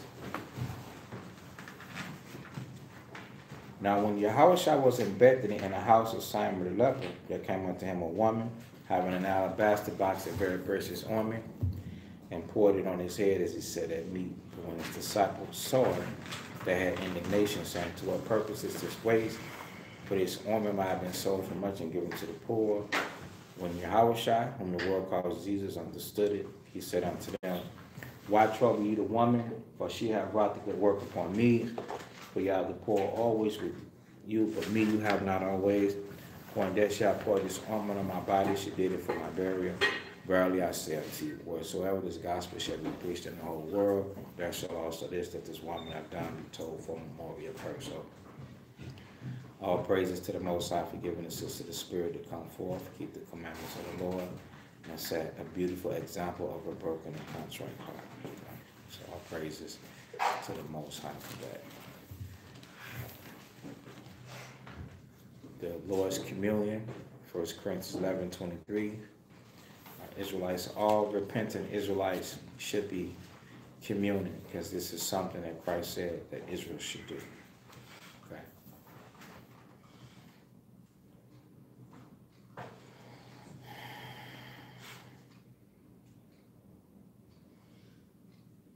First Corinthians 11:23. For the seed of the Lord, that which also I delivered unto you, that of Mashiach Yahushua, the same night in which he was betrayed, took bread. And when they had given thanks, he brake it and said, take, eat. This is my body, which is broken for you. This do in remembrance of me. After the same manner also he took the cup and made sup, saying, this cup is the New Testament. This do ye as oft as ye drink it in remembrance of me. For as often as you eat this bread and drink this cup, you do show the Lord's death till he come.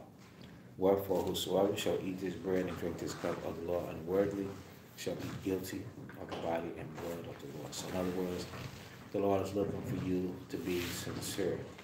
Are you necessarily going to have to be perfect and you know everything? And getting that experience comes with a lifetime, of devotions, which take time. But the Most High is looking for you to be set by the things that you know to do. Okay? Not things that you don't know, but by things that you do know to do. Okay? But let a man examine himself, so let him eat of that bread and drink of that cup. For he that eat it and drink it unworthily, eat it and drink it damnation to himself, not discerning the Lord's body. For this cause many are weak and sickly among you, and many sleep. For if we would judge ourselves, we should not be judged. What is it to judge ourselves?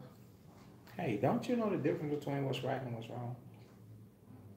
So once you think about how wrong that something is that you're doing, when you judge yourself, that means you elect to stop. But stopping comes with a price. That means that you are about to afflict yourself. Because you don't want the Most High to afflict you. Because if the Most High afflict you, man, oh man, it's gonna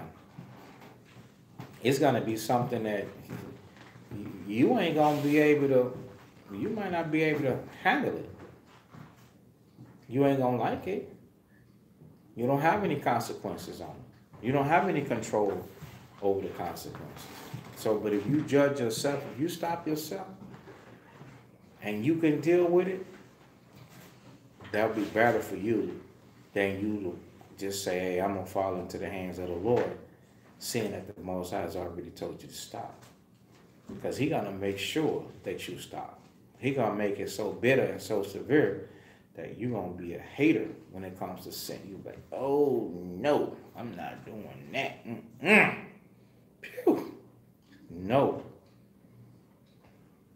So why does it take the Most High to almost slap you 6 feet deep in order to turn your feet into the right path?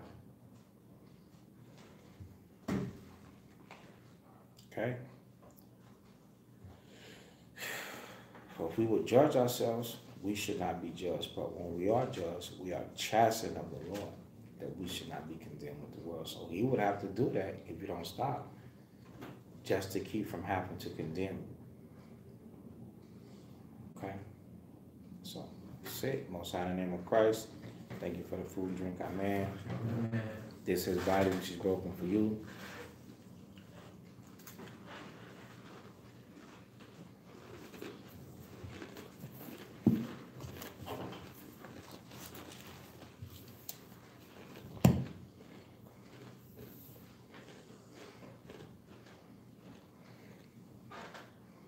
This is blood.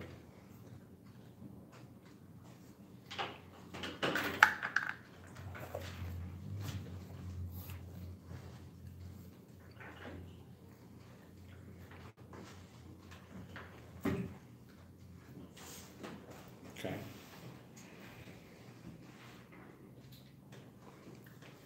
So that's it. All right, Israel, we can stand, face Jerusalem.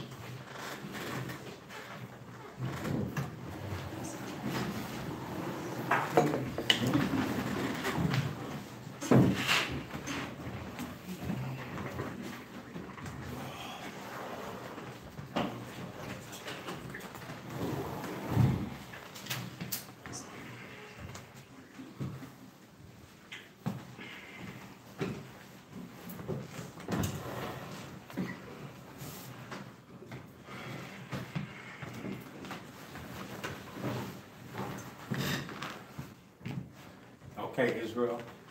If every man was just like me, what kind of sanctuary would this be? Yahweh's prayer, Matthew 6:9. Our Father which art in heaven, hallowed be thy name. Thy kingdom come, thy will be done in earth as it is in heaven. Give us this day our daily bread, and forgive us our debts as we forgive our debtors. And lead us not into temptation, but deliver us from evil. For thine is the kingdom, and the power, and the glory forever.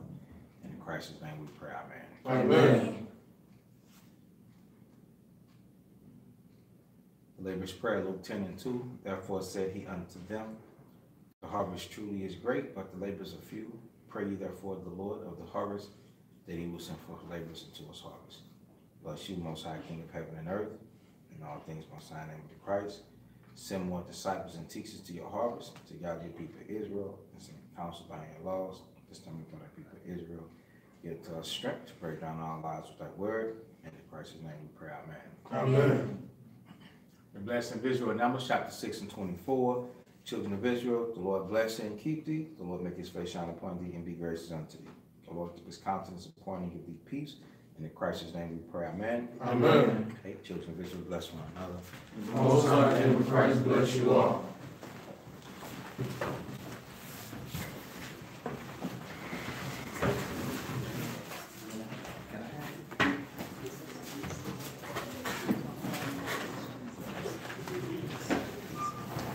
All right, shalom, shalom.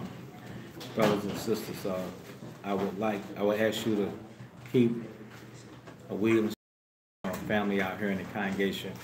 Keep them in your prayers. Pray for them tonight. The Most High give them just, the spirit of strength to endure. They have suffered a great loss. My sister lost her husband, and her daughter lost her father. Her children and lost their grandfather. So just keep them as well as the congregation in your prayers. All right. So with that, I'm going to say shalom and y'all have a blessed evening. Peace.